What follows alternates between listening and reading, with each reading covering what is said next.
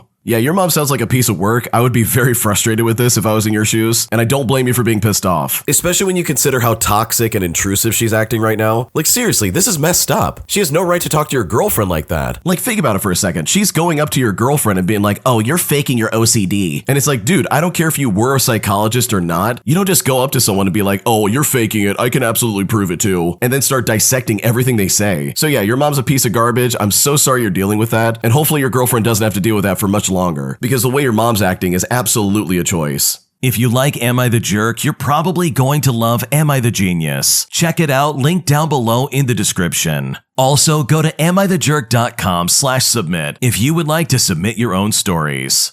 Am I overreacting by removing my mom from my Life 360 application and putting my phone on no share after she literally kept showing up at my house, as well as being super intrusive about my life? Because right now she's super upset with me and I'm not sure if I made a mistake. Here's what's going on. So I just moved to a different city last year for a teaching job. When I was 20, my family set up a Life 360 account after a storm. That way everybody could check in really fast. And it honestly just kind of stuck as a habit. At first it felt fine. On occasion, my mom would text and be like, okay, I got home great. But after I moved out, it got really weird. She started commenting on my dots, saying stuff like, oh, you got home late last night, as well as her saying, why were you at that address for 2 hours? I then told her that it made me tense and I would only prefer that she would use it if I sent like an SOS message. But she said I was being dramatic and that she's just caring about what I'm doing. Well, 2 weeks ago, she drove 90 minutes and suddenly surprised me in my apartment lobby, standing there with muffins because she saw my dot home on a Saturday. But I was in sweatshorts, my hair mask was on, and I had a date planned. But she wanted to go on a walk, she wanted to have a long talk with me, and even said that maybe we could get dinner later. But I literally said I can't do it. Well, she cried in the parking lot about how the world is scary and that I'm her baby. I then offered a weekly phone call time and like a once-a-month planned visit. She said okay, but later that night, she texted asking why my dot moved to a new address and asked me who lived there. And it's like, dude, that's literally my date. I felt my chest clamp every time I opened my phone. So I removed myself from the circle and turned Apple sharing to no one. I told her that I love you and that I'm safe and that we could do check-ins by phone call. Well, she's furious and says that I made her feel shut out after she kept me alive all those years. My sister says that I went nuclear when I could have just muted her text messages. So did I overreact by cutting location sharing instead of trying some middle steps in the meantime? Because right now I really don't know what to do. Yeah, this sounds super intrusive. I gotta be completely honest, like your mom is kind of using that application to try and like basically stalk you. And I don't know, that would really bother me as well. So you're definitely not overreacting by being honest with her. And your sister's suggestion, in my opinion, is just way too passive. It doesn't address the problem and it just kind of lets this crap happen. So no, I don't think you did anything wrong and I think your mom absolutely was going way beyond the scope of what this app was actually meant to be used for.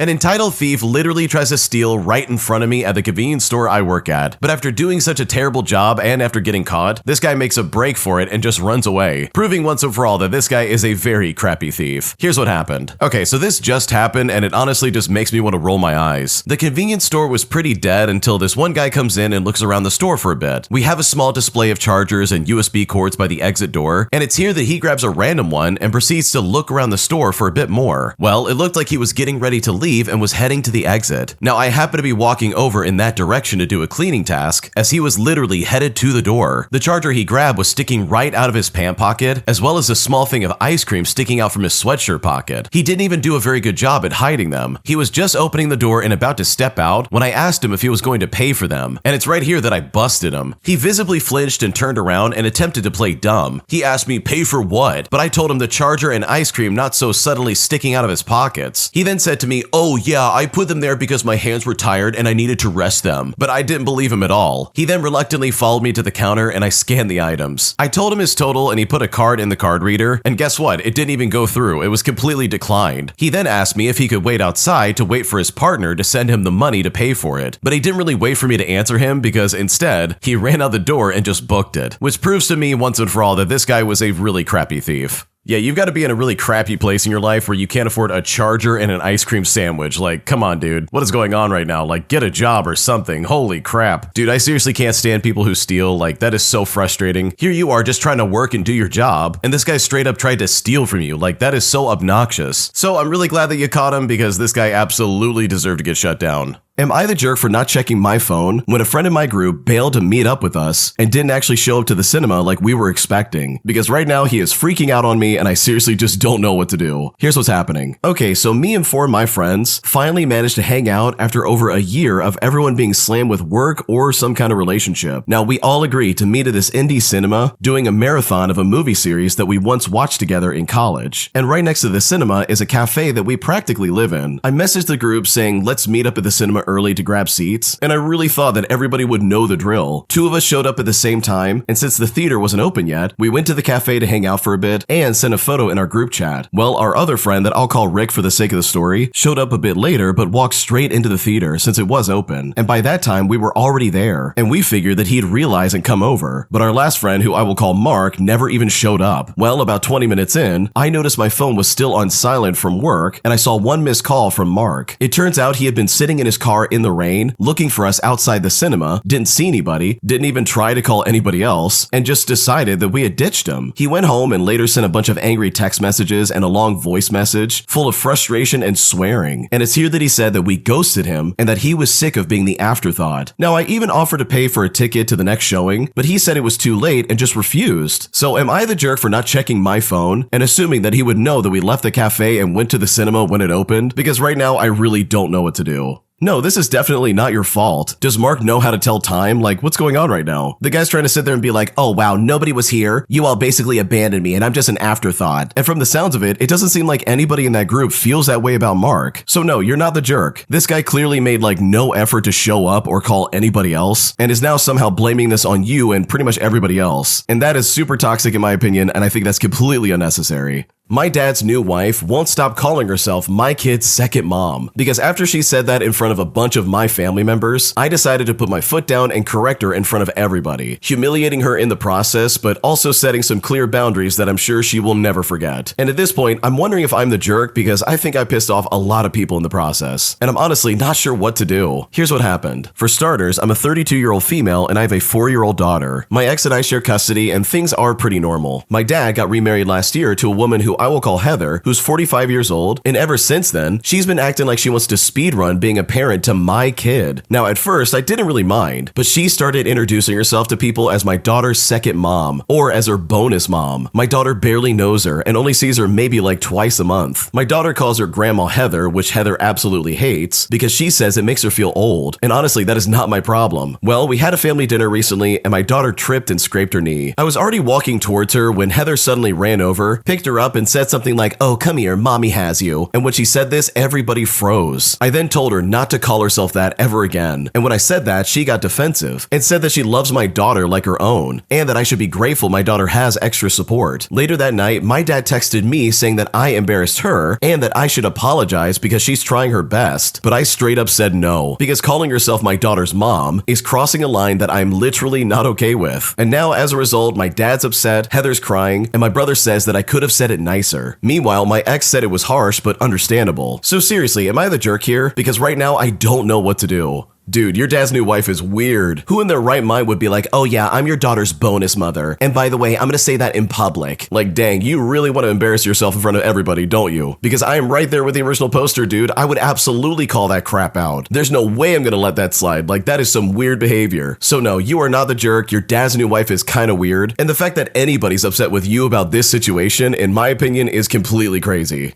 Today, I got some petty revenge on a customer who called into my call center and gave me a terrible attitude. Because for the first time in 10 years, I finally got to hang up and give the greatest comeback line I've ever given in my entire life. And I seriously feel so accomplished and I'm so proud of this. Here's what happened. Okay, to start things out, I used to work at a call center. And when you got a call, your computer would automatically pull up their account. But if it didn't, you would have to look it up with a name or a phone number. And so on that particular day, I got a phone call that didn't pull up an account. So I did what I needed to do by asking for a phone number. Well, the one he gave me didn't work, so I asked for a different number or a different name. This guy on the other end just sighed and said it was the only number he had, and that the last rep he spoke to couldn't find it either. I then asked if he could give me literally anything to go off of, and he said it was just the phone number. So I double-checked the number. I looked through 2 different systems and I still couldn't find it. And it's here that he started patronizing me. He said to me, wow, it's really easy to look up a phone number. Why haven't you found it yet? This is really embarrassing. It shouldn't be that hard. You feel so embarrassed. Are you embarrassed right now? You should be. Now me, always being eager to stoop to their level, I imitated his voice and I said, yeah, you know what? That is really embarrassing. It's so embarrassing that I can't finish this call. I'm gonna have to send you back to the queue for another rep. And the only thing I heard before the line disconnected was him saying what or wait, but honestly, nobody knows. And the legend has it that he's still waiting in queue for someone else to pick up the line. And I think out of 10 years of customer service, I really do believe this is my best comeback, especially from somebody who is being so condescending.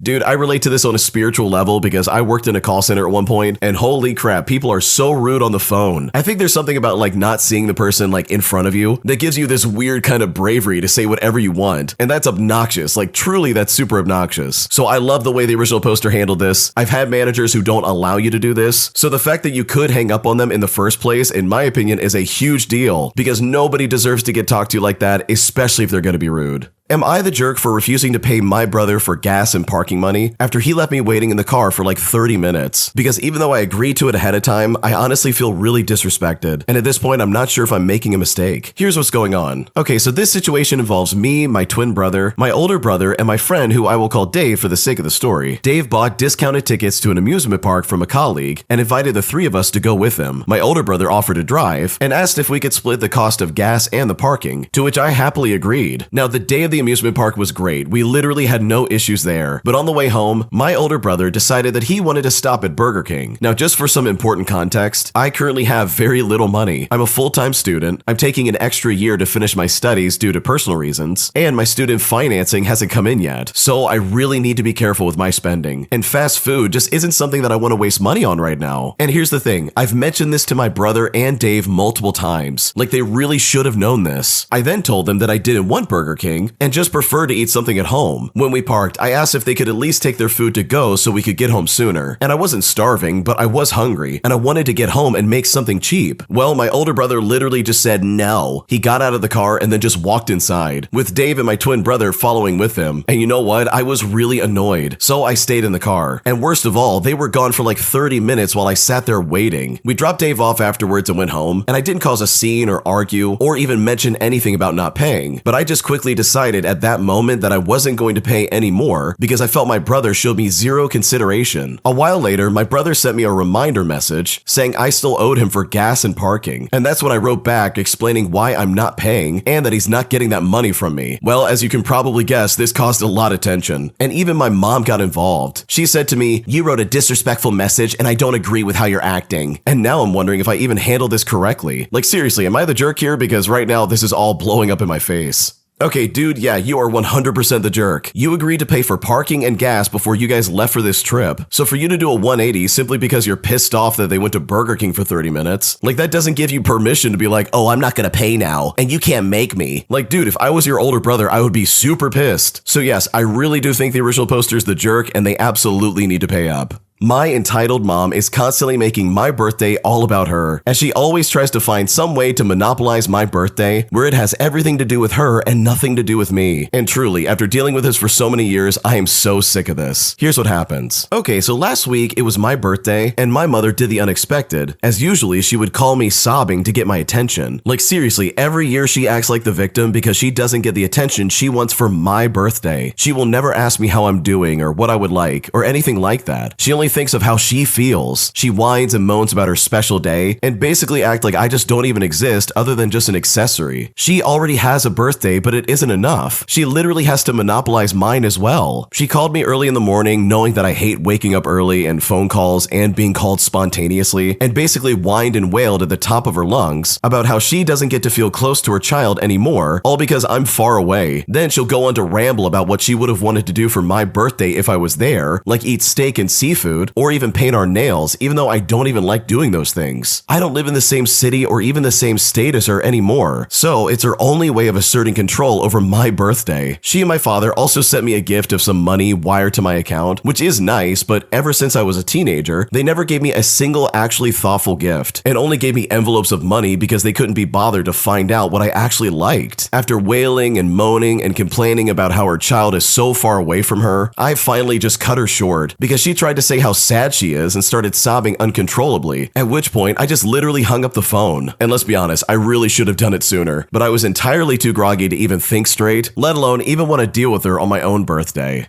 Yeah, I think we all have family members who act like this every now and then, where they're just like always trying to make everything about them. But the fact that your mom does this every year like clockwork on your birthday specifically, like, dude, get a life. What is going on right now? Like, that truly sounds obnoxious, dude. I can't imagine putting up with that every single year. She calls and tries to make this about herself and just completely ignores you. Like, that is completely unfair. It literally should be about you and not her. And it's honestly just the biggest proof that you need that she literally is super entitled. And this is like the one last shred of control control she can have over your life, calling you up and just ruining your birthday by making it about her. Like, that's obnoxious and you don't deserve that in the slightest. My entitled coworker keeps stealing my construction tools and then keeps losing them in places where I literally cannot find them. But the straw that broke my back was when this guy literally took my stuff without asking, forcing me to retaliate in a way that truly pissed off just about everybody around me. Here's what happened. Subscribe to Am I the Jerk and also click the bell to turn on notifications so you never miss a video. I'm a 35-year-old carpenter and I've got about 12 years of experience in the trade. I work on a small framing crew of about 5 guys for a residential builder, and I take a lot of pride in my work. Plus, I've invested thousands of dollars into my own tools. I have almost anything I would need to get through any task on site. Well, about a month ago, we got a new guy who I will call Kyle for the sake of the story, who is about 22 years old. Now, Kyle is green, which is totally fine, but he's also one of those guys who shows up with a cheap hammer and a tape measure and expects to be able to use everybody else's stuff as well. Now, it really started small. He would say stuff like, "Hey man, can I borrow your speed square? Hey, can I grab your impact driver for a second?" And at first, I was nice about it. I would say to him, "Sure, just bring it right back when you're done." But guess what? He never did. I would find my impact driver on the other side of the house, with a dead battery, mind you, or I'd find my good chisels left on a muddy sill plate. I've talked to him, I've talked to our foreman, and the foreman just says, "Oh, he's just a kid, help him out. We're a team after all." But the company doesn't replace my tools when they get broken or lost. But seriously, yesterday was the last straw. I was on a ladder and I see Kyle walk up to the pack out, unzip my personal tool bag, and take my cordless multi-tool. And no, he didn't ask. He literally just took it. So I came down the ladder, I walked over to him, and I took it right out of his hand. I said, "You're done. You need to either get your own or use the company tools." He then started to argue, and so I saw red. I unplugged my battery chargers, I started packing all my cordless gear, and I put my hand tools back in my truck. The foreman came running over, asking what in the world I was doing, and I told him that I'm happy to work with the tools the company provides, but my personal tools are now off limits to everybody, especially Kyle. Now, this is where I might be the jerk, because Kyle was in the middle of cutting a vent, and he needed my multi-tool to finish it, and we had no other multi-tool on site. So my refusal meant that we had to stop, and the foreman had to drive 40 minutes back to the shop to get one, putting all of us behind our work. And then the whole crew was pissed off at me because we had to stay an hour late just to finish up. And now Kyle is calling me an old jerk, and my foreman told me that I need to be a team player and that I can't just shut down the job over a tool. And I've got to be honest, it really feels like I'm taking crazy pills. I'm just protecting my own property that I paid for. So truly, did I overreact by holding my ground, even though it made everybody else stay late? Because right now I'm honestly so frustrated that I just don't know what to do. No, there's no way you're at fault here. This is crazy. Why on earth does Kyle get a free pass on losing your crap? And why should you be responsible for putting up with that? That literally doesn't make any sense to me. Like, that is so stupid. And the fact that your foreman and your boss and pretty much everybody you work with, they're all trying to be like, "Wow, why did you do this?" Like, dude, they've got it completely backwards. They should be screaming at Kyle and be like, "Dude, why can't you get your own crap?" So no, you didn't overreact. I think you did the right thing by standing your ground and saying, "No, I'm not going to give up my stuff just for this guy to lose it." Because at the end of the day, that is specifically unfair to you, and you do not deserve to deal with that in the slightest. If you like Am I the Jerk, you're probably going to love Am I the Genius. Check it out, link down below in the description. Also, go to amithejerk.com/submit if you would like to submit your own stories.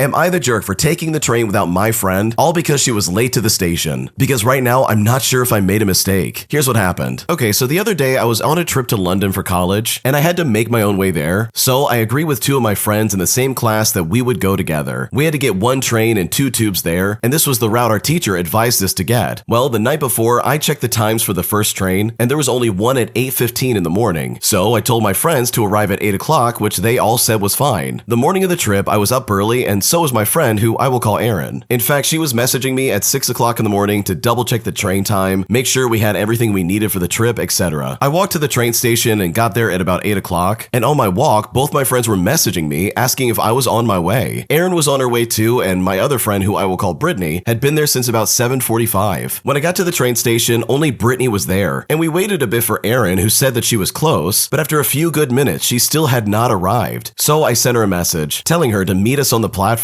We go to the platform and the train was coming in a few minutes. And at this point, we were both starting to panic as Erin wasn't here yet. She finally messaged us that she was at the station, but apparently she had no money on her travel card and needed to top it up. Well, as she was doing that, our train arrived, and I told her we were going to be getting on it, but she begged us to wait. The next train wasn't for like a half an hour, and we would be 100% late, especially because it was rush hour. Now, Brittany was feeling bad about going without her, so I suggested that she can wait for Erin while I get on the train, but she was nervous about traveling traveling alone, so we got on together. I told Erin that we had got on the train and I explained to her that we're sorry, but we really want to be on time and she will just have to get the next train. Well, when I said that, she was really upset. And I felt bad, but it wasn't my fault that she was late. Brittany and I were both on time. And just as I mentioned before, Erin was up early in the morning. So unless some problem happened that she didn't tell me about, then she left way too late. She told me that she had found a quicker route that she would use, but then shortly afterwards told me that she wouldn't come on the trip because she felt worried about traveling alone and didn't want to get lost, which by the way is completely fair. I feel awful that she had to miss the trip, but both me and Brittany hate being late. And I think that what she did is a bit disrespectful. She's also late to school or just barely on time a lot as it is. So this really isn't like a one-off situation. But regardless, am I the jerk for not waiting for her and also being late in the process? Because right now I'm not sure if I made a mistake. Okay, dude, there's no way you're the jerk here. Like, come on. Your friend knew exactly what time they had to be here. They woke up early and they messaged you specifically about this. And then they're gonna try and guilt trip you all because you want to be on time? Like, seriously, that's super entitled. Plus, on top of that, this is not some isolated incident. If it was one of those situations where it's like, oh, it's a freak accident and she's always on time, then sure, maybe wait for her and like go as a group. But she literally did this to herself, even though she knew what time she was supposed to leave. And I don't know about you, but I really hate people who act like this, where they literally try to like derail pretty much everything going on all because they made a mistake. Like, that is simply not fair for you or the person you're traveling with. So just because she's late doesn't mean that you have to also be late as well. So no, I don't think the original poster is the jerk, and I think I absolutely would have done the same thing because personally I hate being late, but especially when it's due to someone else's lack of planning. Am I the jerk for not letting my friend work from my home after he took advantage of pretty much my entire setup? Here's what happened. Okay, for a bit of context, I'm a female and I'm in my 30s, and my guy friend is also around the same age. We are located in Jamaica, and because of the recent hurricane, our community has no electricity. I work remotely, so I invested in a solar system due to the electrical issues, and I did this before the hurricane. Well, my friend also works remotely, but is unable to do so because there is no electricity. And while he does have a generator, he thought it would be better and cheaper just to work from my home. I advised him that I can't accommodate him long term as my home isn't large and I'm a single mother, and he said that was fine. Well, the first day when he came over, he was drinking our water, and I told him, look, you need to bring your own water. Water is literally short right now. But then he used the toilet without flushing, and it's here that I pointed to the bucket that's right next to the toilet that's used to flush the toilet. And yes, as you're probably already gathering up, we have no running water because of the hurricane. The next day, it was overcast and the panels were not pulling as much power, which is something I definitely told him. But instead of listening, he proceeded to charge all of his devices and then use the microwave. But even still, I chose not to complain. Well, today I realized the meat in my freezer was soft, all because he unplugged it to plug in all of his devices, and my food literally could have been ruined. I didn't curse or say anything rude, and I didn't even shout, but instead I advised him that Friday is the last day. He simply cannot come back here to work. He was then on the phone telling someone he doesn't know what he's gonna do, and now lately he's been sulking and hardly talking to me. So seriously, am I the jerk for basically kicking him to the curb? Because right now I'm not sure if I made a mistake. Okay, honestly, your friend is just taking advantage of you. I'm sorry, there's no other way to put this. They not only almost like ruined your food, but they also did it in a way that was just completely toxic. Like, holy crap, they unplugged the freezer? Are you kidding me right now? He literally could have like ruined all your meat and all your food right then and there if you hadn't caught that. So no, I don't think you're the jerk for telling him to get lost and go somewhere else, because as far as I'm concerned, he was taking advantage of you, and that is absolutely not fair. My entitled mom won't stop messaging me and calling me, as she is constantly trying to keep tabs on me and figure out what I'm doing with my life. Because after I moved out literally overnight just to get away from them, she's still making a crazy effort to know exactly what I'm up to, putting me in a situation where honestly I don't know what to do. Here's what's happening. To start things out, I'm 30 years old, and I had to essentially run away from home this year to get away from my toxic parents. I packed in silence, I left when my parents weren't home, and I never told them where I was or with who. They know I'm alive and well because my mother keeps messaging me incessantly. My father barely sent 2 messages since I left, one of which was him dictating what I need to change about myself, and the other was a fake happy birthday wish for me. My mother keeps saying things like, oh, is everything okay? You haven't contacted me in a few days now. And she'll say it in a way that sounds like, oh, you're obligated to message me frequently, and if you don't, it's bad. The thing is, I cannot ignore her and just live my life. She's already gone behind my back to my best friend's house, pestered him and his entire family about where I was, broke down in tears and told them she's on sedatives because of me, and then my best friend had to tell her that I'm living with my boyfriend, whom she didn't even know existed, because because I had to protect my relationship from their chaos, and she kept pushing him to tell her exactly where I was, but he didn't cave. When I ignored her a bit more another time, she started pestering him again and messaging him about me. So I can't just ignore her. If I do, she pesters other people. Like, what am I supposed to do? Today, she messaged me the entire day. Then she called me, and then she sent my father to message me too. He just sent me a picture of their field trip saying, "Oh, greetings from where we're at," as if we were just completely normal and on speaking terms. Because honestly, this entire situation is super frustrating, and at this point, I just don't know what to do.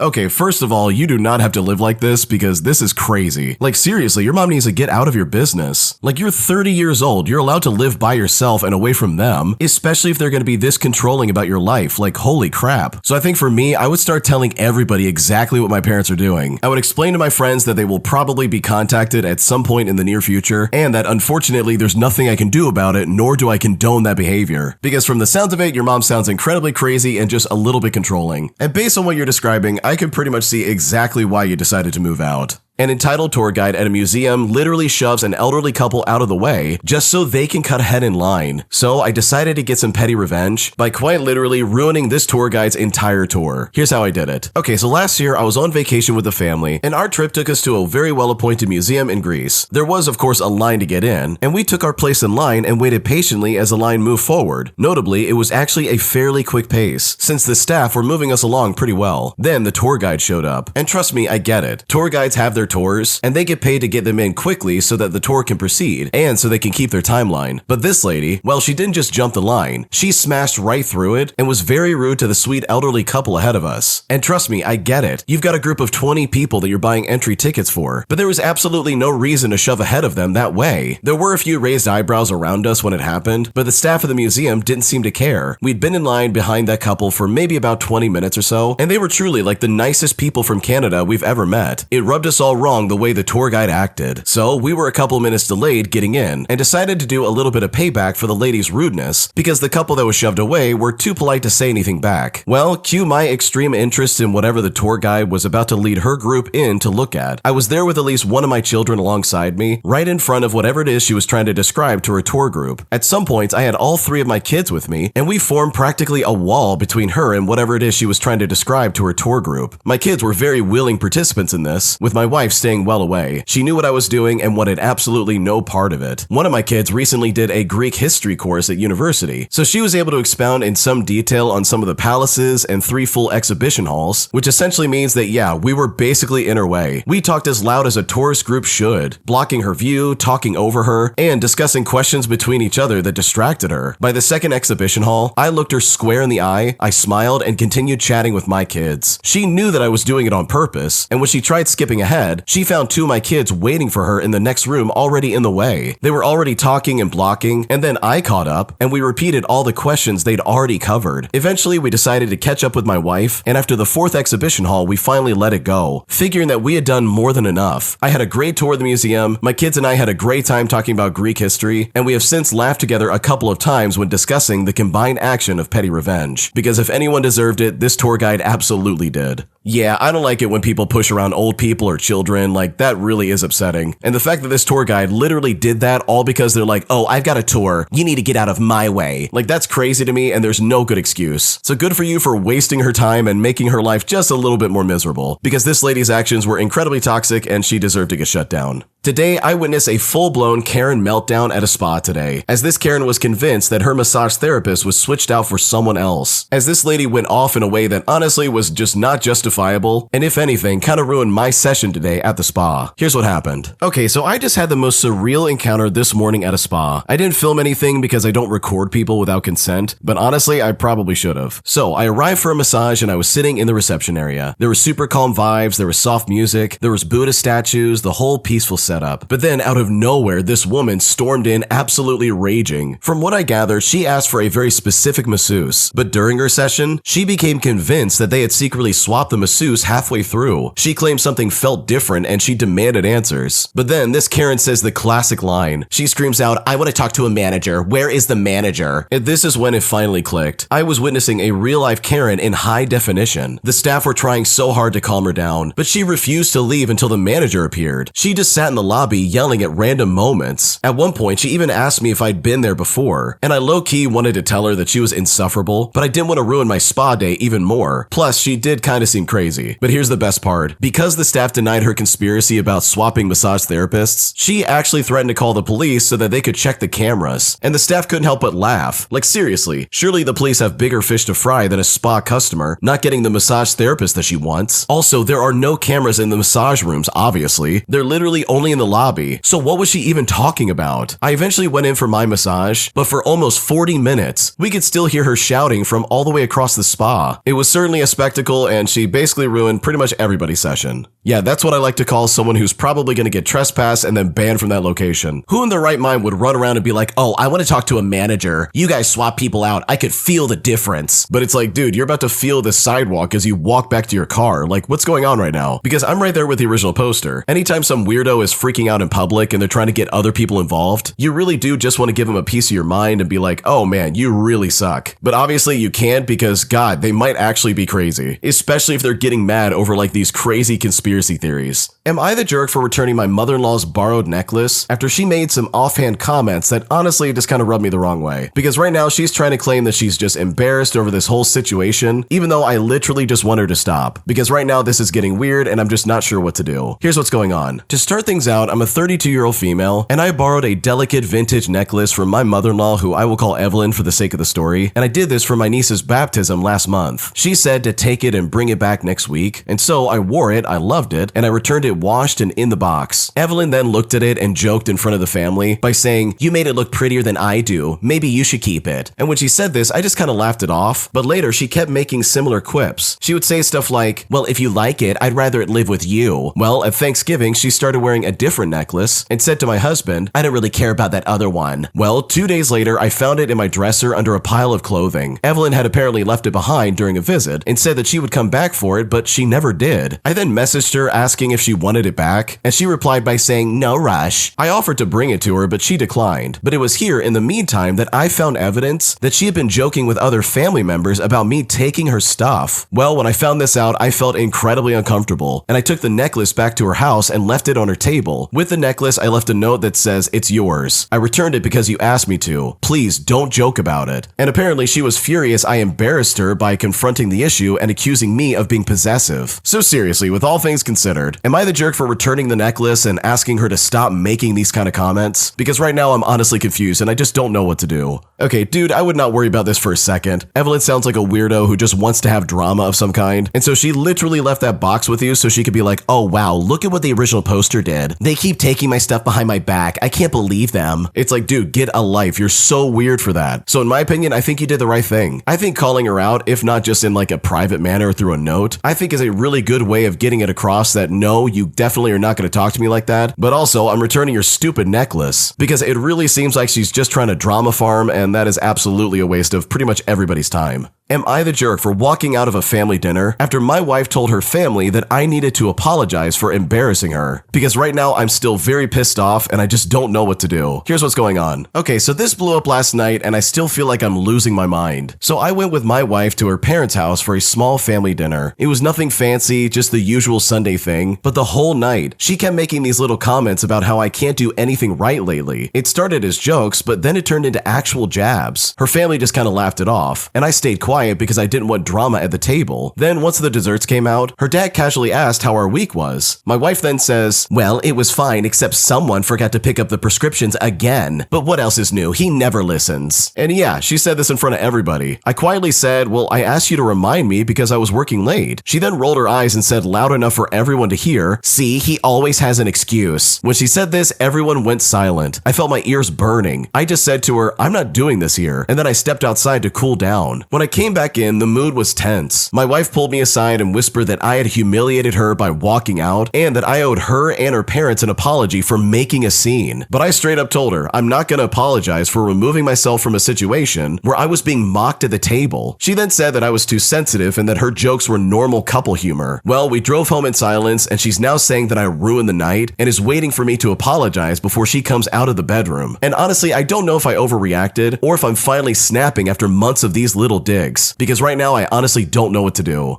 Okay, dude, your wife is super toxic, like holy crap. You mean to tell me that she sat there and made all these comments and made a huge scene, but the second you decided to say, hey, I'm not doing this right now, she's gonna try and be like, oh, you owe me an apology. You humiliated me. You made a scene. But it's like, lady, you are literally the one who started this. You're the one that decided to like air out dirty laundry, not the original poster. All they did was show up to dinner to try and like, I don't know, have some kind of connection with your family. So no, you are definitely not the jerk. And if your wife really does feel embarrassed about what happened, then she has no one else to blame but herself, because what she did is incredibly toxic and very rude. My entitled roommate kept snoring and refused to address the issue, keeping me up all hours of the night and pretty much ruining my sleep schedule. So I decided to get some revenge by recording my roommate while she was snoring and then playing it right back to her when she was trying to get some sleep, just to give her a taste of her own medicine. Here's how it all went down. To start things out, I work and live on a cruise ship, and depending on the route we dock, I'm there every 2 to 4 days. I have one roommate and we have bunk beds with me on the top one. Now, as a performer, we get to pick our own roommates, but the thing is, my roommate never told me that she snored,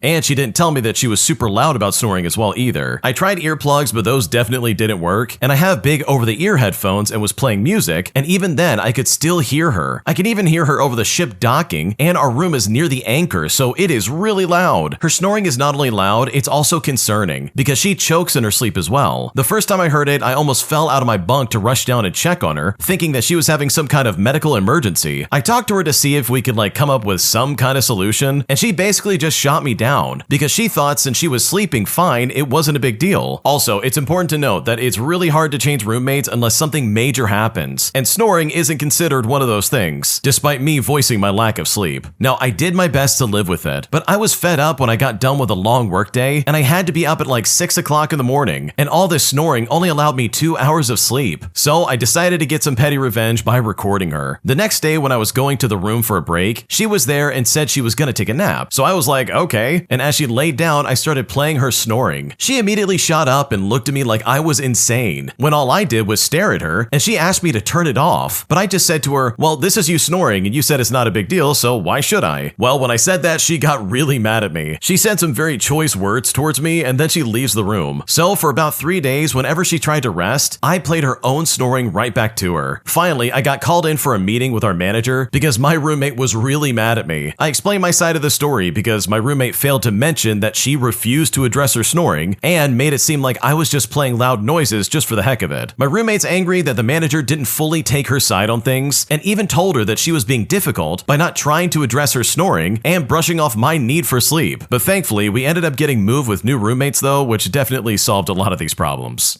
Okay, I love this so much because, my god, the fact that the roommate refused to do anything about this when they're the one making the noise, like that is seriously so annoying because this is literally their problem. They're the reason the original poster can't get any sleep, and yet they still choose to not do anything about it. What a terrible roommate, are you kidding me right now? So I love the fact that you recorded them and played that right back for them to hear, because that really put them in their place and definitely moved things along when it comes to getting a better roommate than that. If you like Am I the Jerk, you're probably going to love Am I the Genius. Check it out, link down below in the description. Also, go to amithejerk.com/submit if you would like to submit your own stories. Am I the jerk for not showing up to my shift at work after I literally told them I couldn't come on a certain day? Because after my manager gave me the runaround and just blatantly disrespected me, I decided that it wasn't worth continuing working there anymore, and I just simply left without saying anything. And I'm not sure if this was a mistake or not, because right now I think I've pissed off a lot of people. Here's how I did it. Okay, to start this out, I'm a 21-year-old male, and I want to preface by saying that I've been working at this fast food restaurant for a few months now, but I have been with a different corporation for about 4 years. Recently, I had the opportunity to get hired at a new company completely different from fast food, and honestly, I jumped at it, and I'm currently working there full time. But I decided I would put in my 2 weeks at my fast food job, to which my general manager asked to revisit the conversation a week later to see if I still wanted to leave. For a bit of context, I was told by another manager that in 3 years of her being at that store, it has never been fully staffed. So my general manager asking me to revisit the conversation, I'm assuming, was her not wanting me to leave. Fast forward to that week, and I told her that I could stay, but only if if it conformed to my now primary job schedule. And when I said that, she agreed. We then came to a compromise that I would work from Friday to Sunday. I then found out that my primary job has specific trainings that occur over the weekends. On October 17th, I messaged my general manager asking her if she could take me off of only Sundays so that I could attend these trainings, to which she then just left me on red. I then resent another text message this Wednesday, letting her know that I could not keep coming in on Sundays, and she once again just did not respond, and this time left me undelivered. Well, she responded today saying that she had accommodated me various times and could not take me off of Sundays. And I really think this is unfair, since I decided to help her out considering the situation that I'm in, putting her needs over my other work schedule, which I realize I shouldn't have done if I want to keep my primary job. So I responded respectfully as I understand her position, and I told her that I unfortunately could not and would not be showing up on Sunday. Well, she decided to respond by saying, well, unfortunately, when will be your last day? Well, I showed this to some of my coworkers and friends, and all of them said that that was a disrespectful message to send as somebody in her position, and that I should just quit. So I left her on red, I blocked her number, and I left the work group chat. I did not show up to my closing shift tonight, and obviously I don't plan on returning. Now, where I may be the jerk is that I did not inform her that I would not be showing up, and now I have over 13 missed calls and messages from managers asking where I'm at, alongside a short-staffed closing team. So seriously, am I the jerk here? Because I really just don't know what to do. Okay, honestly, I do not think you're the jerk. I think your manager was being super manipulative, and she was obviously waiting until the last second to be like, well, no, you can't take Sundays off. And it's like, holy crap, what is wrong with this lady? You literally are doing her a favor. You don't even need to be doing this in the first place. And she's really gonna sit there and try and be like, oh, well, that just doesn't work for me. Like, dude, none of this works for me either. I don't even have to work here anymore. And you better believe she already saw that message earlier and decided, oh yeah, I'm just not gonna say anything until the last second. Putting you in a weird position and basically putting it where it's like, oh, okay, you're now guilt tripping me. Gotcha. That's exactly what's going on here. Good to know. So I don't know. For me, I probably would have been like, okay, this isn't gonna work for me, so I quit. I don't think I would have like gone no show, no call or anything like that and just been like, all right, see ya. I'm just not gonna work with you. Because that does seem a bit cold in my opinion, even though I think you would be justified. But with all things considered, I don't think you're the jerk and I think your manager was absolutely out of line. My girlfriend has blocked me on every single device and social media site just so she can go on a trip with her friends to celebrate her ex-boyfriend's birthday. But now, after explaining to her that we would be done if she did this, I'm now left feeling completely stunned and honestly not sure what to do, because this is so unexpected that I'm seriously still in shock. Here's how it happened. Okay, so I started dating my girlfriend about 3 months ago, and shortly after we started dating, I had to move to another city for work. So we've been in a long-distance relationship ever since then. Before dating me, she was in a 4-year relationship with her ex-boyfriend. She told me that she ended things with him because she was attracted to me, and she even told me that she never found her ex physically attractive. However, she has admitted that she still hasn't fully moved on from him, and that it will take some time. I told her that I'd give her space and try to be understanding, but lately I've started questioning if I'm doing the right thing or just overreacting. She's a very social person and has a big friend group, while I have a small circle of close friends that I completely trust. The issue is that her close friend group includes her ex-boyfriend. She still hangs out with them, and honestly, it makes me uncomfortable. I've told her multiple times that she can hang out with other friends, but why keep including her ex-boyfriend? She always says to me that it just happens by chance and that her friends call him when she calls them. In the last 2 months, they've gone out to 4 movies, 1 overnight beach outing, and several dinners together. What hurts the most is that there's this one place I'd always wanted to visit with her, and she didn't want to go when I asked her, but now she's going there with her friend group, which also includes her ex-boyfriend. Yesterday we fought because today is her ex's birthday, and she's going on a trip to that same place. I've told her several times that I'm not comfortable with this, especially since even her ex was insisting that she come because it was his birthday and everyone would miss her, and despite everything, she agreed to go. But last night, I told her that if she goes, then we're done. She then apologized and said that she would plead with me later, but couldn't cancel because this would be the last time that she would get to spend a day like this with all of her friends. Well, fast forward to this morning and she blocked me. She's not answering my calls or my messages, and I've called her over 50 times, but she's left me on delivered on WhatsApp and hasn't responded at all. I know she's going to come back and apologize to me about everything, and this is something that's happened multiple times, but honestly, this time just doesn't feel the same. So now I'm just sitting here completely lost. What am I supposed to say in this situation? Is it normal or okay for something like this to happen in a relationship? Because at this point, I honestly don't know what to do. Okay, in my opinion, it kind of seems like your girlfriend has two boyfriends at this point. One of them is you, and the other one is her ex-boyfriend. Like, holy crap, based on what you described, it kind of seems like she's going behind your back and possibly cheating on you. Because if she really doesn't like her ex that much and she's only attracted to you, then why is she still going out with him all the time? Not to mention the fact that she blocked you. Like, she knew for a fact that what she was doing was wrong and that she was jeopardizing her relationship with you, which in essence is putting you in a weird spot because you're like, look, I cannot date you if you're going to be acting like this. So for me, if I had a girlfriend who did this, who blocked me on everything and still decided to go off on some trip with her ex-boyfriend, like that would be the final straw and I would absolutely think about moving on. Because from the sounds of it, she does not take this relationship seriously and she's only interested in getting back with her ex and not stay with you. And that really sucks, like you don't deserve that. Am I the jerk for calling out my neighbor as she is neglectful and keeps allowing her kids to play on our property, putting me and the rest of my family in a weird situation because right now we just don't know what to do. Here's what's going on. For a bit of context, I've been living in my home for close to 18 years. I'm a 21-year-old female and my neighbors moved in about 14 years ago, and it was at the beginning peaceful between us. However, about 8 years ago, my family and I noticed a strange plant growing in the backyard when changing out the screen windows for storm windows that fall. Naturally, my family called the police because we thought it was the illegal lettuce, if you know what I mean, and he was arrested for it and was released about a month later. Ever since then, it's been downhill with conflict between him and my father, who was only trying to protect his daughters from an illegal substance at the time. Now, onto the property issue. About 2 years ago, the empty lot beside my house was up for sale, and my landlord purchased it and attached it to my property, with strict rules that no other kids except my sisters and I could play there. Reason being is that he didn't want the neighborhood kids causing any damage to the home or even end up getting injured on the property. Naturally, he also didn't want us or himself to be held responsible for any injuries that might be acquired. For the last couple of years, my next door neighbor let their kids play on our property, and every time getting told by either me or my father to stay off of our property, even going to the point of involving the landlord or even the city police on numerous occasions. Well, yesterday it was the same as always. The kids were playing on our property, my father this time asking them to get off of our property, and then the kids saying that they didn't know they couldn't be there. And then these kids started mouthing off at us when we tell them that they've been told about this every year since the lot became ours. Their mother then pipes in with her own choice words, and the kids start punting their football into our house. Now, I'm trying to work in my studio at this time, and I start getting irritated with the punting and with them running their mouths. So I head out and, rather calmly, ask to speak with their mother about the situation and try to convince them to see it from the landlord's perspective. The discussion was brief, and when I thought she had understood, she starts running her mouth, claiming that the kids won't get hurt or damage the property. And that's when I start needing to fight the urge to cuss her out. I then tell her off about the numerous times the kids have kicked or thrown a ball against the house and explain that kids will be kids and that they're prone to injury, having been a very clumsy and injury-prone kid myself. Well, she continues to argue, and this is where I let her have it. I call her out for not enforcing the strict instructions that even the police have backed us up on, and instead just sitting on her porch smoking the evil lettuce, if you know what I mean, or fighting with her husband, which can be heard throughout the entire neighborhood, instead of enforcing a simple rule to stay off of our property. So am I the jerk here for calling her out? Because right now I don't know what to do. Okay, honestly, I see exactly where your family's coming from because this does seem incredibly obnoxious, but if this really is that much of an issue, if the landlord doesn't like the fact that they're on this other property and the police are like, dude, you've got to stay off of it, then why doesn't the landlord just put up a fence? Like, what's going on here? Why are you somehow responsible for monitoring this property that clearly absolutely has nothing to do with you? It's not yours, you don't own it. It's the landlord, because I'm assuming you guys rent. Like, that's kind of what it sounds like. So honestly, this is not yours to police. And I don't know, maybe I've just had some really bad landlords in the past, but there's no way on earth I would ever take the perspective of a landlord in my life. I don't know, that's just my perspective. But I think overall, I don't think you're really the jerk for saying, hey, can you get lost? But if it really is that much of an issue, the landlord should step up and build a fence, because you are absolutely not responsible for anything that happens on that property. And I just don't think there's any reason to be so strict about it, especially since it's not your property to begin with. Today, I got some revenge on a company that literally gave me a faulty product, as I stuffed their garbage into my back closet of my business so that it would depreciate in value over time, as I literally refused to sell it, putting them in their place because, trust me, they absolutely deserve it. Here's what happened. To start things out, I own a tiny business, and I recently switched to a new point of sale system, and to be completely honest, it is a piece of crap. I should have looked up reviews on Reddit or something, because the website reviews are all positive, but apparently we hate it here. Transactions take about 20 20 seconds longer with all the extra buttons staff have to press. There are settings that are literally not even changeable, and there's a website that likes to crash when I'm making inputs, which by the way is after I make the inputs, requiring me to start all over multiple times. I also experienced a discrepancy in online ordering and lost hundreds of dollars in a single day, but I kind of need that as it is raise season for my lovely team. So I called the owner and I demanded that he get to me as soon as possible, which he did, but he literally couldn't fix the problem. 2 hours into our meeting, he brings me a new printer and tells me that mine is broken, even though it isn't. And at this point, I call bullcrap. I then had a eureka moment and was able to fix the problem myself, all while he's on the phone with tech support for about 40 minutes. But it was a fix that the system didn't take into account. I literally found a workaround and I was the one that taught him, and he was thankful and jokingly said that I should be working for him. So I straight up asked to get out of my contract. I said this is underperforming and they already negotiated 10% of the savings I expected in the swap. I also mentioned that I lost confidence in his leadership since I had to educate him on his own product. But even with all that in mind, he still said no. I then asked him why I was having so many issues, and he says it's because no other business owners in the area care this much. According to him, they have less optimized menus, which again is just complete bullcrap. So tomorrow I'm throwing the equipment in a closet. I pay a $70 rental fee, and they gave me approximately $11,000 in useless products. They primarily depend on processing fees, so now you get none of that. Enjoy my $1,600 in rental fees over 2 years, while your spanking new Tech Bro equipment depreciates and rots in my office until it's obsolete. Because trust me, I am not the person that you want to mess with. Yeah, these people suck. They literally gave you a faulty product and tried to be like, no, we're not going to let you out of your contract. So good for you for throwing their products in the closet and being like, okay, it's going to sit there and we're never going to sell anything. Enjoy your rental fee, but I'm absolutely not going to waste my time selling anything you give me. Because if they're going to act like this, then absolutely you can return the favor. Which from the sounds of it, it seems like they definitely need a reality check. My boyfriend made a huge scene at the restaurant, all because this restaurant overcharged us by about $10, and I absolutely missed it. Because my boyfriend's reaction was absolutely over the top and made me feel like garbage. And at this point, I just don't know what to do. Here's what's going on. Okay, so I've been with my boyfriend for over a year now, and things have been rocky between us, but we somehow always made it work. Today, he said he would take the both of us to a new breakfast place, and he also said that he would pay, since he has this 50% coupon on all the food in the restaurant. Everything went great, and since he had cash and wanted to leave a tip, I went to the counter to pay with a card, with my boyfriend saying that he would give me cash later on. I had a nice conversation with a waitress, and when she asked if I wanted a copy of the bill, I got distracted and said there was no need. I would just look at my account. We then left and I stood by the door, and when he asked me the amount, it turned out that the girl accidentally put $10 more on the bill. Well, my boyfriend got super angry. He started cursing and spent 10 minutes counting it again on his phone and told me to go back for the bill. I really pleaded that there was no need and that I'll just cover that money, that we shouldn't cause a scene, but he stormed inside himself and made the girl look for it. He then told me to stop whining, like she probably had to take it out of the trash, and I've never been so embarrassed and angry in my life. He then proceeded to lecture me on how irresponsible I am, and when I said that I will cover the $10 and half the original amount, because it was obviously my mistake and I get it, he pushed the cash in my hand and told me that it was stupid, and that I ruined the whole thing because the whole purpose of eating there was to save money. I didn't speak to him on the way home, and then after some time, I sat down with him and I calmly explained to him that I understand why he got upset, but in the future, I want him to approach these situations with more calmness. And if I made this kind of mistake, I have no problem paying for it. That really should be it. There's no need to fight over $10. He then said that it's not about the money, but apparently it's about the way I don't think while I do something, and just the principle of the matter. He said that he won't let anybody scam him, and he will not be calmer in the future because it was an impulsive reaction that he can't control. And right now, I don't know how to get my point across. How do I convince him that in that situation, money is not as important, and you can sometimes let things like that go if it means avoiding a fight? What should I do?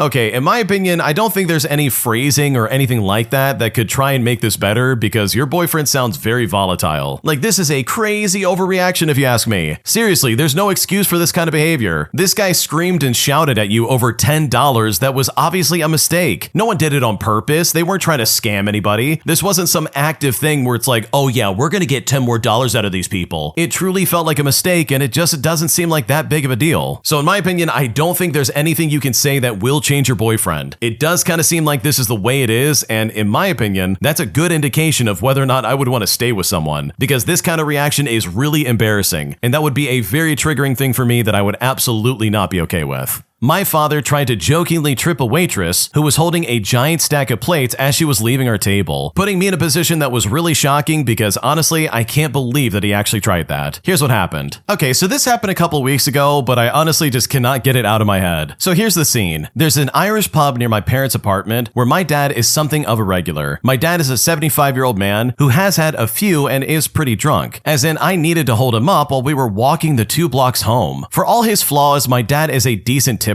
so all the young women who waitress there are always trying to stay on his good side. But after our waitress loaded up her arms with empty dinner plates, my dad smirkingly sticks out his foot as if he's going to trip the poor girl, but pulls it back at the last second. The waitress had a brief look of shock on her face, but then let out a forced laugh and took our plates back to the kitchen. But when I saw that, I was furious. I said to him, "What in the heck was that? You could have injured the poor girl for no reason." He then told me that it was only a joke and that I was overreacting. But I said, "No one is laughing. Never do that ever again." And when I said this, he looked a tiny bit ashamed of himself. When the bill came in, I upped the tip by about 30%. Thankfully, the old boomer can't do the math anymore and just trusts me to fill out the check for him. But I am still furious that a grown man could think possibly injuring an innocent person would somehow be funny for a prank. I mean, I would have called a 15-year-old immature for attempting that stunt, but a 75-year-old man absolutely should know better. Okay, if I was a server still and someone pulled that crap on me, I can guarantee you that I probably would have tripped anyways just by reaction alone, because holy crap, I'm a very clumsy person, and there's kind of a reason why I'm not in the restaurant business anymore. That kind of crap just really would not fly with me, and it would really kind of shake me up, because dude, that lady had a giant stack of plates that she's bringing back to the kitchen, and you pretending like you're gonna trip her all of a sudden is gonna make her overcompensate, and probably make her slip on what I imagine is a slippery floor. So yeah, that was really stupid. That was a very immature thing to do, and there's no good excuse. Because the original poster has it right. If this person was 15 years old, then it's like, okay, that was dumb, don't ever do that again. But your dad is literally 75. He absolutely knows better. So I think upping the tipping amount without him knowing was kind of a good thing to do, especially when you consider the stress that waitress went through for literally no reason.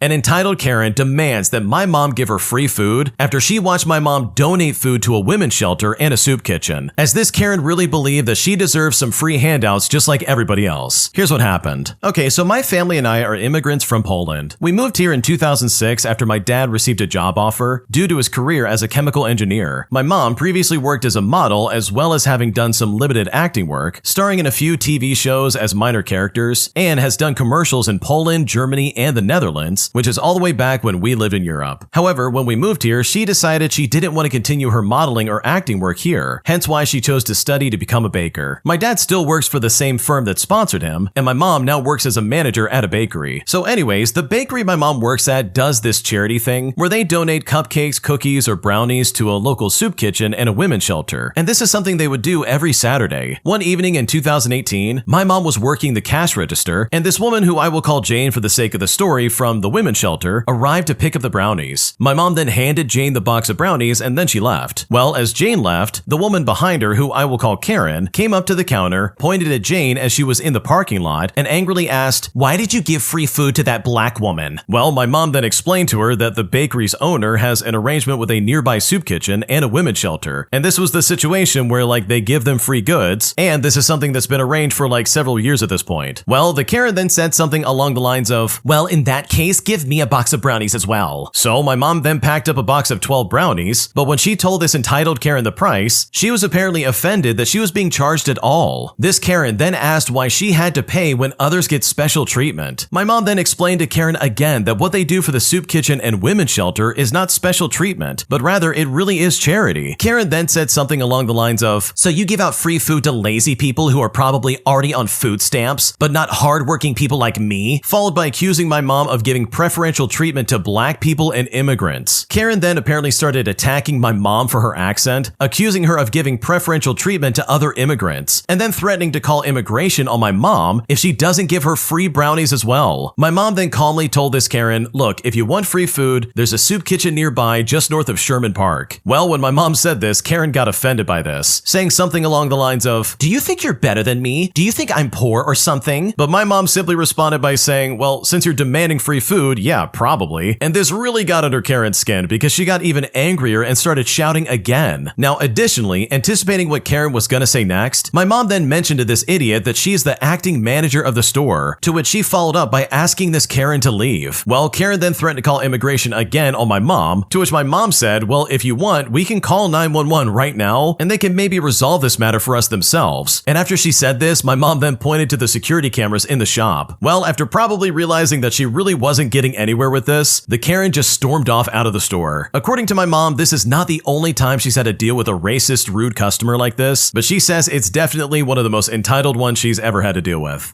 Holy crap, imagine watching someone give out free goods as charity to like a soup kitchen and a women's shelter, only to then walk up and be like, but where's my free handout? Why don't I get something? I want special treatment. And it's like, dude, if you really think that giving charity to someone in need is somehow giving them special treatment, you are a complete idiot. And the Karen in this story is absolutely that. It's not special treatment. They literally have nothing. Like soup kitchens and women's shelters, they're not set up as some kind of like Michelin star restaurant. These aren't exclusive secret clubs. It's meant for people in need. It's for people who literally are down on their luck and they have nothing. That's not special treatment. That's literally just giving them the basic human necessities. And if giving brownies to people who absolutely are down on their luck and are having a really hard time in life and possibly going through some really awful stuff right now, if that somehow helps them and gets them to move forward with their life and get things back together, then holy crap, give them as much stuff as they need. Like that's literally why it's a charity, dude. Like people are helping others in need. And this Karen clearly doesn't understand that. She literally thinks that people like that are just lazy people who are on food stamps. And it's like, dude, that is absolutely not the case. Just because this Karen is clearly privileged doesn't mean that everybody else in the world is somehow just lazy. Like, holy crap, there's so many factors that go into somebody's life. So good for your mom for shutting this idiot down and basically showing her the door, because her behavior is completely unacceptable. If you like Am I the Jerk, you're probably going to love Am I the Genius. Check it out, link down below in the description. Also, go to amithejerk.com/submit if you would like to submit your own stories. Today, I'm considering moving out once my lease ends, as I find that my roommate and friend is absolutely insufferable to be around. And I'm honestly not sure how to go about doing this because this guy has a tendency to play the victim pretty hard. And at this point, I just don't know what to do. Here's basically everything that's going on. Okay, for a bit of context, we are both in our final year of grad school. We're in the same program and we're pretty much with the same group of friends. In short, this guy really drains my energy. He's extremely insecure to the point where he's often insufferable to be around. For example, he blatantly lies and tries to intimidate others. He'll often say stuff like, oh, shut up, listen to me, I have a really bad temper. Or he'll say, I've beaten people up before. I understand why he's so insecure. I mean, every girl he's liked has turned him down. He also doesn't have a job while the rest of us in the friend group do. And overall, he just doesn't have his life together. And as a side note, he had a job, but he got fired for not showing up. He had a phase where he was getting drunk by himself in the middle of the school week, even though he has stopped doing that. He's always talked about himself, his life, and wants friends who are really close and really loyal. To be honest, I already have friends like that from my previous college and high school, and I don't really want to be that tight with him at all given the sides of him that he's shown me. He's even said several times that everyone ends up abandoning him when talking about his friendships. Now, I do feel kind of bad for him, but I have a busy life with school and work already, and family issues that I won't even get into that make my life stressful as it is. I don't have time for his garbage. I've told him he should go to therapy, and he has agreed, but never really gotten around to doing it. There's a good chance that either one of us will move out of our current city when we graduate, but we are both trying to stay in our current city right now. And I really just didn't know that he would turn up to be like this. We knew each other for like a year before living together, and I just didn't see that side of him, so I couldn't expect this. So how should I handle this? Because right now I just don't know what to do. Okay, honestly, in this situation, I would just be as straightforward as possible and basically say that you're not sticking around once the lease ends. And if he asks why, be like, oh, I just want to live somewhere else, and then that's the end of it. And I think it's really important to note that no matter what you do, there's a high chance that you're probably gonna offend him by moving out, but based on the way you describe this guy, I guarantee you that's probably gonna happen no matter who's living with him. He's gonna try and be like, oh yeah, another person has abandoned me. But it's like, dude, you are literally the reason why people walk away. You're insufferable to be around, you're annoying, you're projecting your insecurity literally all over the place, and it's like, dude, someone can only live with that for so long until they want to lose their mind. So hopefully all this goes well, because this really should be an easy and like simple transition. And I guarantee you, once you find anybody else, your whole life will be a lot easier, and I'm sure things will be going a lot smoother. My homeowners association demanded that I remove my unauthorized structure, which by the way is just a planter box for some plants I'm trying to grow. So I did exactly that, but I decided to take things a little bit further, as I got revenge on these people by setting up a huge garden in our shared common space. And the best part about it is that there's absolutely nothing these people can do about it. Here's what happened. Okay, so I own a condo in this complex in Arizona. It's a small place and it's a ground floor unit with a tiny patio area that backs onto the shared courtyard. About 8 months ago, I built this little herb garden set up on my patio. Just some wooden planter boxes that I made, maybe 4 feet long, 2 feet wide, all raised up on legs so they're like waist height. I planted basil, cilantro, cherry tomatoes, that kind of thing. It was honestly super simple. Well, last month I got a letter from the homeowners association. Apparently someone reported my planter boxes as an unauthorized permanent structure and that I need to move them within 14 days or face daily fines. I went to the homeowners association meeting to argue about it, and I even brought photos showing the planters and how they're just sitting on the patio. They're not attached to anything and they're completely removable. Well, the board president said that it didn't matter. Anything over 18 inches tall requires approval and I never submitted the paperwork. I then asked if I could submit approval now and she said no. I already violated the rules by building first, so now I have to remove them and wait 6 months before I can reapply. I said to her, that's ridiculous, they're just plants. But she said that rules are rules, and if they make exceptions for me, then everyone will want an exception. So I removed them. I took the planter boxes completely apart. I took all the soil, all the plants, everything off the patio. Then I replanted everything directly into the shared courtyard space. You see, the courtyard is common area, which means any resident can use it and garden inside of it as long as you're not damaging the existing landscape. It's in the bylaws, and I definitely checked just to make sure. So now, instead of 4 small contained planters on my private patio, there's a sprawling garden taking up about 40 square feet of the courtyard right in front of everybody's view. Cherry tomato plants spread out everywhere, basil bushes getting huge. I added peppers and zucchini since I had more space, and I even had some stuff going along the whole walking path area. It's been 3 weeks and I've gotten multiple complaints. The board president even came to my door yesterday, absolutely fuming. She said that I'm monopolizing common space and I'm creating an eyesore. But I said I'm just using the common area for gardening, which is explicitly allowed. She then said that I'm being deliberately difficult and everyone knows I'm doing this out of spite. But I said I'm just gardening, which was never the problem. The problem was having unapproved structures on my patio. And guess what? I don't have any structures on my patio anymore. She said that I need to reduce the garden size. So I asked her to show me where in the bylaws it specifies how much common area one resident can garden in. And yeah, as you can probably guess, she couldn't do it. So now she's trying to call an emergency meeting to create a new rule limiting common area gardens to a reasonable size, but she needs a majority vote, and at least 3 other residents have told me they think the whole thing is funny and won't vote for it. Now, my mom says I'm being petty and I should just put the planters back on my patio and deal with the fine, but why would I do that when this is completely within the rules? Because as far as I'm concerned, these people absolutely deserve to get shut down.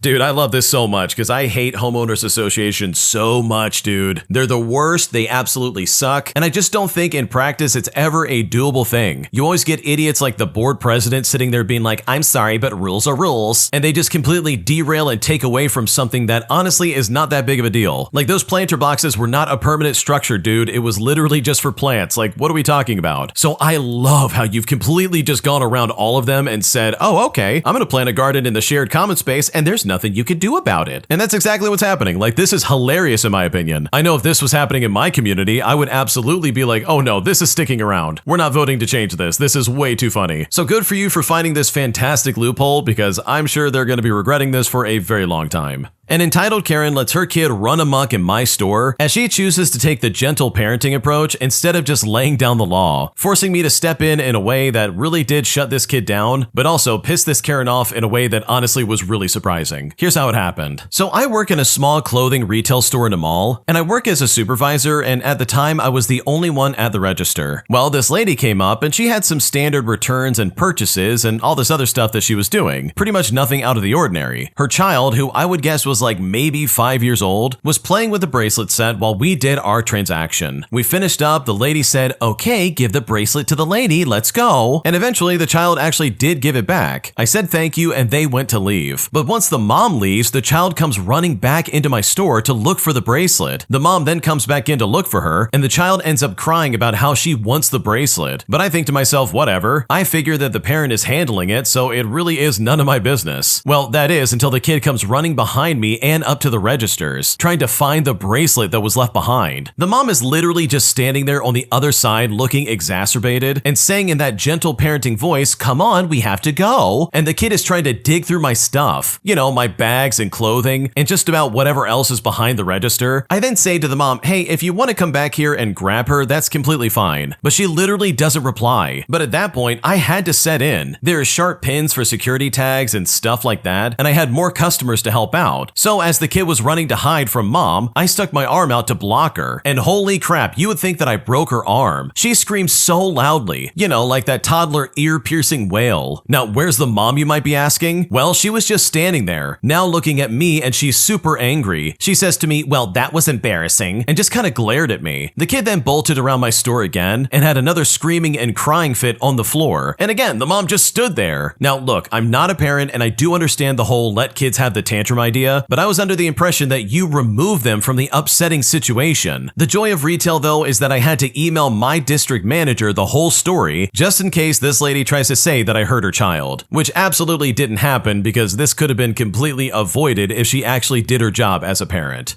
Okay, as someone who's worked retail as well as the restaurant business in general, I can confidently say that gentle parenting just doesn't work. That crap is absolutely coming from people who just don't want to parent their kid and they don't want to give any kind of structure for children. And in the long run, they basically let the child set the pace of what is and isn't okay. Holy crap, you're not going to be their best friend. Just be the parent and tell them no and put them in their place and actually correct them. That's the only way they're going to learn. And also, in my opinion, I think there's a direct correlation between iPad kids and gentle parenting. And no one can tell me otherwise. It's almost like mommy and daddy don't know how to parent their kids, so they're like, "Okay, iPad, you take care of it. We're gonna let the tablet become our babysitter." Dude, give me a break. So honestly, I don't blame you for clotheslining that kid to get them to stop because they were being obnoxious and it needed to end sooner than later. Today, I realize I might be losing my upcoming wedding venue simply because my mom is pressuring me to change it just to meet what she wants. And at this point, I'm very frustrated because I just don't know what to do. Here's what's happening. So to begin, I'm looking to have my wedding next fall. And I'm actually already legally married, but it's still an interesting story. My husband and I applied for the marriage visa in January of 2025, and we got the first part of our visa approved on January 31st. I travel to his country, which is South Korea, frequently, and I'm going back in December. After that, we're hoping for the visa process to move along smoothly. We had some visa mishaps prior to getting married, and it's honestly been incredibly draining. We aren't together at the moment, and I have been depressed for the past 3 years. If this doesn't work out, then I'm planning on moving to South Korea, and I'm sure as you can see, this is a very tough situation. I did have a wedding in South Korea for my husband's family, and my dad attended. My mom couldn't make it due to her phobia of flying, which I completely understand. The wedding consisted of about 250 people, and mostly all of them were people that I don't really know. The wedding was very nice, but wasn't exactly what I expected. It was basically a show. I wore a beautiful dress, I met people I don't really know, but they all seemed to love and care for me, and all these people were rich and highly influential people within South Korea. It was an amazing wedding, but it's not really what I wanted. I felt like a little doll, and well, I disassociated the entire time, because this was a wedding for my in-laws, and it wasn't really for me. I don't have a deep emotional attachment to the wedding, but it's just something that I experienced. When my husband comes back to the United States this upcoming year, we want to have a small wedding consisting of about 60 people in total. I really want it to be small in scale at a lovely restaurant and during the fall since it's my favorite season. I really love this beautiful, classy Italian restaurant, and I want everyone to have nice, delicious food. My husband and I would be the ones paying for the wedding because since I was a child, my mom always told me that she can't afford to pay for my wedding. So I had the mentality that I'm paying for my own wedding. On the other hand, my mom wants me to have the wedding at an upscale venue during January through March. That specific wedding venue has cheaper deals over the winter months since it is not really a popular time to get married. So my mom suggested that we can have our wedding this upcoming winter or next winter. But I just know that our visa process won't be done by then. I'm assuming that he won't be home that early. We still have to get another part approved and it takes some time to get an interview. As for waiting until next winter, I just don't want to wait that long. I saw the venue last year and it was very beautiful, but I really love the idea of a fall wedding. It's been a dream of mine for the longest time to get married during the fall, fall, and I seriously just love the whole fall vibe, and I just want a cozy dinner. Now, I suppose that since my mom missed the wedding in Korea, she wants to make this wedding in the United States what she wants and what she missed out on. But really, that's not what I want at all, while my mom has told me countless times to have the wedding at the upscale venue. Whenever I tell my mom that I just want a nice dinner, she gets all upset. She makes a sad or disappointed face and tells me how much better this venue is compared to the restaurant that I want. At this point, with having a wedding in Korea that wasn't really what I wanted it to be, I really just want this to be what I dreamed of. Because truly, nothing throughout this whole visa process and wedding in Korea was what I wanted it to be. I just want this one thing to go my way. I'm thinking that my husband will come back around early spring, and when he does come back, I can't imagine waiting until next winter for a wedding. We have our lives that we want to get started on together, like having a baby, and planning a wedding for next winter just isn't in the cards. And honestly, despite the fact that my mom is pressuring me, it's not something that I want to do in the slightest. Oh man, that does sound super annoying. I can understand what your mom's saying, where she's like really implying that she wants something as spectacular as what you had in South Korea, but it's like, dude, let me just do it the way I want it. You've done the big expensive wedding. You've done it where it's like, oh yeah, I'm a doll for other people to enjoy and look at, but this is your chance to have exactly what you wanted when you get married. So in my opinion, if I was in your shoes, I would hold my ground and be like, no, this is the way we're doing it and this is what I want. Because at the end of the day, this is your wedding. And I think eventually your mom will come to understand that, because this is clearly very important to you. My classmate is one of the most annoying people on planet Earth, and recently has tried to start speaking for me when it comes to setting up a group project, putting me in a situation where I've now unfriended him on Discord, leaving me in a sticky situation because they are literally in my group project. Here's what's going on. Okay, so I totally recognize this is probably just me complaining into the void, but I needed to say it somewhere. For starters, I'm currently dealing with a very annoying person in my religion class. I'm at a college and I'm pretty lonely, so when the person next to me struck up a conversation about the pins on my backpack, I jumped on the chance to exchange contact information and maybe have a new friend. But yeah, this turned out to be a big mistake. I will preface this by saying that both me and the person, who I will be calling Mark for the sake of the story, we are pretty obviously autistic. And I've got to be honest, I feel bad that Mark genuinely doesn't realize how annoying they are. However, they have been told some of their behavior is disrespectful and they continue to do it anyways. An easy example of this is Mark openly playing video games and scrolling TikTok without headphones in class. Mark also loudly makes commentary on videos shown on the projector and attempts to talk to me during readings, even when told to be quiet. Mark somehow manages to annoy not only me, not only the professor, but I'd wager a fair guess as to them annoying literally everyone they come in contact with. Mark has also presumably even been threatened with getting kicked out of class if they don't shape up, which is why they stop scrolling TikTok but still manages to be a public nuisance. What I'm currently boiling about is how, for some reason, Mark has decided we are close friends after a couple of conversations.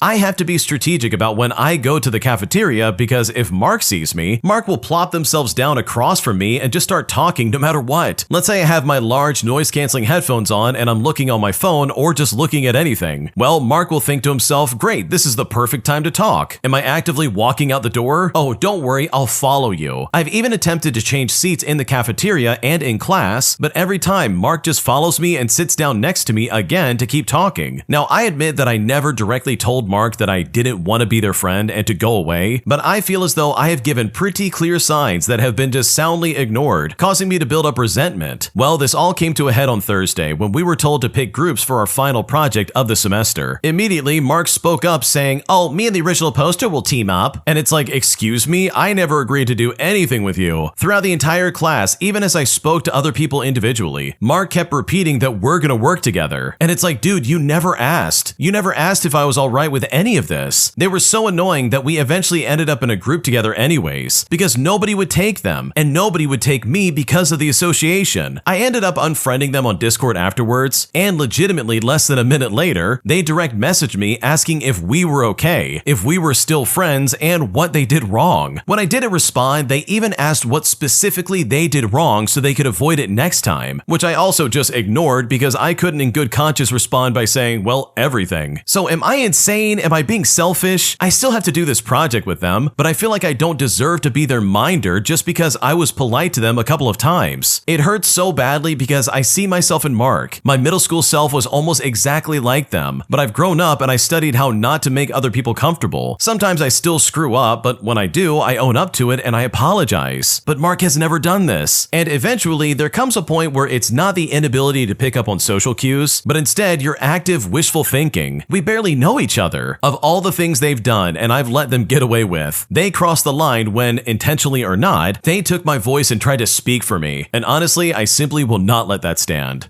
Okay, dude, I completely understand where you're coming from because this sounds obnoxious. And I'm right there with you. I don't care who you are. The second you start speaking for me is the second I'm gonna get really frustrated. So good for you for setting boundaries and just taking a step away from this person. I think if I was in your shoes, I probably would have waited until the final was over and the group project was done, because unfriending them now before the group project is done is probably gonna make things a little tricky. But also, you know the situation way better than anyone listening, so it's totally understandable that you did it now. Because from the sounds of it, Mark is incredibly unregulated, and that is definitely not your problem. My entitled job literally tries to screw us out of our PTO, as they simultaneously demand that we use it, but also make it impossible for us to use it. So I decided to get some revenge by finding a fantastic workaround, one that quite literally shook this company to its core and dipped our productivity down to the lowest point it's probably ever been. And I honestly feel super satisfied doing this because these people were really trying to screw us over. Here's how it happened. Okay, so the company sends a shiny human resources email with the subject line in all caps saying that you either use it or lose it. Basically, we had to burn our remaining PTO by the 30th or it evaporates into the sun. On the same day, my manager announces in stand-up that due to the quarter ending, no one can take time off until the 1st. I asked how to reconcile that and he just shrugs and says you need to talk to human resources. But when I talk to them, they say I need to talk to my manager. And it's like, oh, okay, that's a cute loophole you got there. So I decided to open the handbook because I am a very petty librarian when I'm really annoyed. And it was on page 14 that I found this little sentence that I never noticed. It said the following: PTO requests not explicitly denied in writing within 48 business hours are considered approved. There's also a note that partial day PTO is allowed in 1-hour blocks. And I think to myself, oh, thank you so much, legal team. So I submitted 10 separate requests: 2 hours every morning next week, 2 hours every afternoon the week after, a random Friday from 3 to 5 to watch a plumber, and 1 full day to visit my mom. So I sent the request in the portal, which auto emails the manager and basically forwards it to a shared mailbox that nobody watches. Then I went back to my job and I set reminders. Well, 48 business hours later, and yeah, there's no denials. In fact, the portal changes each request to an approved green check mark, and there's a confetti gift that plays along with it. Monday comes around, and at 9:58 in the morning, I put a cheerful note in the team chat. I say to them, heading out, I'll see you at noon. My manager then pings me to hop on a client call, and I reply with a screenshot of the policy and the portal approval. And when I did that, there was silence. For a brief second, there was like 3 dots typing, but then there was nothing. By Wednesday, our calendar looked like cheese. Half the team remembered they also had personal time off sitting around and started filling it out in little blocks. Meetings kept colliding with green bars, and finance realized that if we did not use those days now, they would be paid out at separation later, which they absolutely hate. Human Resources wrote a new post saying that we should coordinate, but that approvals already granted will stand. My manager then called a huddle to ask why productivity dipped, and I said that we're just following Human Resources instructions to use PTO, but he said he meant in November. I then sent him the original email timestamped this month, and he sighed and said he never thought anyone would actually read the handbook. I used every hour and even took my mom to lunch, and in fact, my plumber fixed the cursed sink at about 3:40 while I drank tea. The next week, a new policy appeared. PTO must be requested in full day increments during the end of the quarter, and managers must respond in 24 hours. So I just think to myself, oh yeah, thanks for clarifying, but honestly, the damage is already done, because it truly was satisfying to get this kind of malicious compliance. Holy crap, they really did cut you in like some stupid time loop. Like, dude, I didn't know we were dealing with Doctor Strange. Are you kidding me right now? Like, holy crap, my manager, I've come to bargain my PTO, only to then have to dance between Human Resources and the manager over and over again. Like, they literally just wanted you to lose all your PTO. Like, that's basically what it sounds like. Like, this guy even admits it. He's like, oh man, someone read the handbook. It's like, yeah, buddy, I did read it. You're an idiot for thinking you could get away with this. So good for you for getting this revenge and for maliciously complying, because these people absolutely deserved it for basically trying to screw all of you over. If you like Am I the Jerk, you're probably going to love Am I the Genius. Check it out, link down below in the description. Also, go to amithejerk.com/submit if you would like to submit your own stories. Am I the jerk for being angry at my maid of honor after she dropped out of her duties and won't be attending my wedding, all because she's going to another wedding on the same weekend just to be a photographer for someone else? Because right now I'm honestly devastated and I just don't know what to do. Here's what's going on. I'm a 32-year-old female and I'm getting married next June. I sent the save the date cards out in early February and invites were sent out 3 weeks ago. We have a location, we have a venue, and we are figuring that about 200 people will be there. I mean, my fiance does have a large family after all. Now, I asked my best friend, who I will call Caroline, to be my maid of honor. We've been best friends for about 11 years now, and I was the maid of honor at her wedding. I did all the duties and such, and this was 5 years ago. And so when I asked Caroline, she said yes, and was really excited and was all in. We spent a few months planning everything, and it all seemed normal. Now, for a bit of background on Caroline, she has a side gig job of being a wedding photographer. It isn't her main job, and she does it as a bit of extra money to fund her travel lifestyle. She usually blocks the dates of important events where she is busy or is on vacation, and I expected her to do the same thing for my wedding. She has a full-time job and doesn't rely on these photo gigs as her main source of income. But if she did, I would have understood. But she constantly says she does this just because she enjoys it and likes the extra money. Well, 2 weeks ago, Caroline told me that someone booked her for my wedding weekend, and that she would have to drop out of both the wedding and the wedding party. And when she told me this, I was stunned. I asked her why she didn't block the date, and she said she forgot to. I then asked her to just cancel it and apologize. I mean, it is 7.5 months away, but she told me that she has a policy not to cancel any book gigs. She said she is still excited to do all the other wedding stuff with me, like trying on dresses, tasting menus, and going to the rehearsal dinner, but I told her that if she didn't want to take 1 day off of work to support her best friend, then I don't want her in any of the planning process. She apologized for dropping out, but told me that she has a business to run, and that she can't just cancel. I told her, well, why didn't she block the date when she got the save the date card? And she said that she thought she did, but apparently didn't. I then told her I didn't feel like talking to her anymore because I was super upset and very angry. Now, this was 2 weeks ago, and she did send me a text message, but I didn't respond. I then told some of my other friends, and some think that she should still be part of the planning process, but others were really upset with her on my behalf, as they were also upset with her actions. Like, I'm really hurt that my best friend won't be by my side as I was by her side, but now I'm rethinking our entire friendship. So am I the jerk here? Because this honestly seems so irrational and I just don't know what to do. Holy crap, you're not out of line. This is so weird, dude. Your friend literally ditched you and said, oh, by the way, I'll be there for rehearsals and stuff, but I'm not gonna show up to the wedding. I can't do that. I care about money more than our friendship. Like, holy crap, dude, what are we doing? The wedding is literally 7 months away. She has plenty of time to be like, oh yeah, I can't do that because I'm going to a friend's wedding, so I'm gonna have to drop out of being a photographer there. But instead, she's trying to be like, I'm sorry, but I can't do that. And it's like, okay, well, if you can't do that, then you can't be part of any of the planning. Like, are you kidding me right now? So no, you're not the jerk. Like, this is really toxic and really stupid. And if I was in your shoes, I would feel the same way because this really does suck. My mom expects me to pay more than 50% towards rent and the bills of the house, even though I am not 50% of the household, putting me in a situation that's going to make me go broke before anything else, because what she's demanding is so irrational and unfair that I just seriously don't know what to do. Here's what's going on. Okay, to give a bit of backstory about me, I'm a recent graduate and I'm working full-time on a fixed-term contract. I moved back in with my mom for the final year of university, and while I tried to move away a few months ago, I had to put all that on pause due to me being on the verge of a mental breakdown.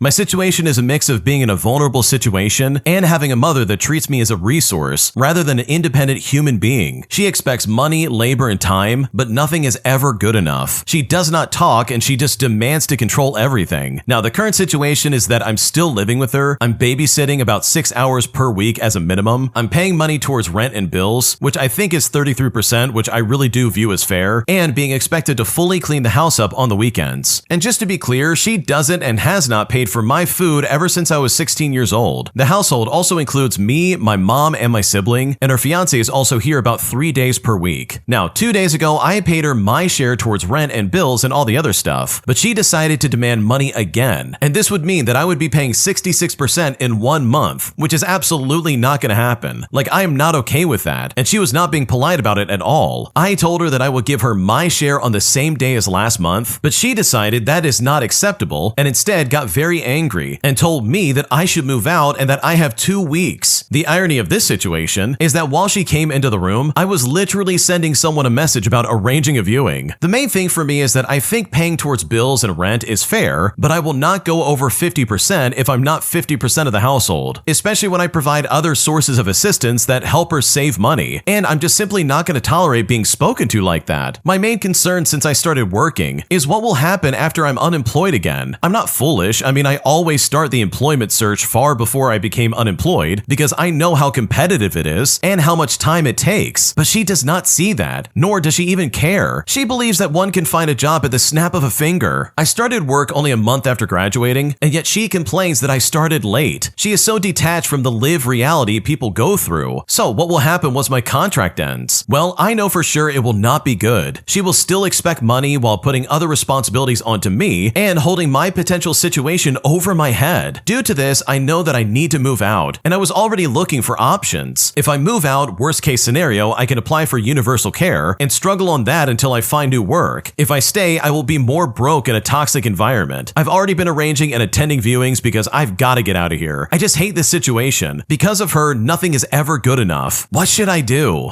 Oh man, I absolutely would be moving out of there as quick as possible. You're on the right track. I think you're doing the right thing here because your mom sounds incredibly entitled and very rude. And I know for a fact getting out of there will be absolutely the best thing for you because your mom sounds like a terrible person. Today, my wife confessed that she spent the last 2 months opening up credit cards and maxing them out on online slots, putting me in a situation where she literally is $60,000 in debt. And right now, I seriously just don't know what to do. Here's what's going on. So my wife is 21 weeks pregnant and came to me Thursday night saying that she's going to have a panic attack. And it's here that she told me that she maxed out her cards on online gambling slots. Looking at her report, it appears from September to October, there was $20,000 and she had nothing else to spend. So she opened more cards that haven't hit her report yet and maxed them out to the total tune of $60,000. Now, when she first told me, she lied and originally claimed only $30,000 and later came clean that it was actually $60,000. Well, she told me that she can feel the resentment and simply can't take it. So she has packed some things and moved in with her grandma. I never yelled at her, but I did tell her that I was disgusted and disappointed and that I can't believe she did this to her 2 dogs and her soon-to-be son. I told her that she needs to go to her doctor and a therapist, and that's about as far as we went. I don't even understand the chemical imbalance in one's brain to even consider doing something of this nature. I do love and miss her, but I just don't know what to even think right now because this situation is incredibly scary. Okay, well, if this is not a brief view into like the rest of your life, I seriously don't know what is, because holy crap, what do you mean she gambled $60,000 away? You know, $60,000 that she clearly doesn't have. Like, dude, this is some crazy stuff. I really hope you have your finances locked up and you don't share any kind of money together because, dude, she's gonna make you go bankrupt. So truly, I am so sorry you're dealing with this, and hopefully you guys find some kind of solution because this is a mess that I can only imagine having to go through. Am I the jerk for telling my mom's boyfriend that his son is not my responsibility because after he tried to drop him off on my lap at the last second while they run off to do anything else, I literally snapped at him and I decided to give him a piece of my mind. And now at this point, my mom is really upset with me and I'm just not sure what to do. Here's what's going on. I'm a 20-year-old male and my parents divorced when I was 16 years old. And trust me, it was messy. I live with my mom now and her boyfriend, who I will call Mark, as well as Mark's son, who I will call Liam. And for reference, Liam is 11 years old. I'm in my second year of college, which is its own special kind of stress with exams and lots of projects. Now, usually the dynamic is fine. Mark is okay, but he has a habit of assuming I'm a newly acquired babysitter. Liam is a good kid, but wasn't raised properly at all, which is another thing in and of itself. Plus, he's 11 years old. He's energetic, he's loud, and is very impersonal and doesn't understand the concept of personal space yet. The issue happened this past Saturday. I had a massive assignment due on Monday morning, and I was planning on spending the entire weekend at the library on campus. On Saturday morning, as I'm packing my bag, Mark comes to me to let me know that he and my mom are going away and that I need to keep an eye on Liam. Now, I was immediately stressed out, so I told him I can't do it, that I literally have to go to university and focus on my studies. He then waved me off and said it's fine. I should take him along with me to campus and keep him busy busy on the tablet. But immediately I was like, no, I'm not taking an 11-year-old kid to my university while I need to focus on a big submission. So I said no, trying to be firm, saying that I cannot be responsible for him for the entire day at university. And I asked, okay, well, can he stay at a friend's house or at grandma's place or his mom's? When I said this, Mark's face fell and he looked genuinely annoyed. He told me that it's just one day and that trying to organize stuff with other parents and family would be too much of a hassle, saying that the least I could do was just help out. Well, I couldn't take it honestly, so I snapped. I've been under a lot of pressure for printing assignments and group work, and that was just the last straw. I told him that Liam was his son and not mine. He is not my responsibility. I didn't choose to have a kid when I wasn't ready, and my only obligation is to get my degree and move out. When I said this, they both went silent for a bit, visibly upset, and after a while, Mark just said it's fine and that I shouldn't bother asking them favors in the future. My mom later that day texted me and said that I was disrespectful and hurtful, which I did lose my temper slightly, but I feel like they had no right to try and force Liam as my responsibility so last minute. So seriously, am I the jerk here? Because right now I'm still pretty pissed off. Dude, no, you are not the jerk at all. This is crazy. So you mean to tell me that they can drop this off on you at the last second, but they don't have the common decency of at least letting you know first? Like for me, I'm more than willing to help out where I need to help out, but to have that dropped in my lap at the last second, like that would really piss me off. Especially when I'm literally going through college and I have a huge submission on my plate. Like you mean to tell me that I have to now drop all my plans to figure this crap out? Because the original poster's right, dude. They shouldn't be responsible for this. This is not their kid. Like what's going on right now? So no, you are not the jerk. Your mom's boyfriend is stepping over the line and he's trying to act like you're somehow obligated to take care of his stupid kid. Because the truth is you definitely are not, and Mark has absolutely no idea what he's talking about. Today, I outdid my fiance's petty boss by literally canceling his physical therapy appointment with me, all because he wanted to enforce some stupid rule at his workplace, putting me in a fantastic position of giving this guy a taste of his own medicine. Here's how it all went down. So I run a physical therapy clinic and my fiance is a lawyer. A few months ago at our engagement party, I mentioned to a few of her colleagues that I'm happy to give them a discount if they need to see me for whatever reason. And because of that, 4 of them have become my regulars. Well, one day, one of her partners booked in. And to put it lightly, none of the colleagues or my fiance like him, and after spending an hour with this guy, I understand why. He's very arrogant and condescending, but strangely desperate for approval, but I did remain pleasant with him. After paying, he did mention the discount, but I just said with a smirk, well, it's just for employees. He's been in a few times, and 3 weeks ago he came in, and the conversation turned into how my day was going. One of the therapists was sick, so I was busier than usual seeing their clients. He then said, oh, well, that must be annoying, and then asked if they needed a medical certificate.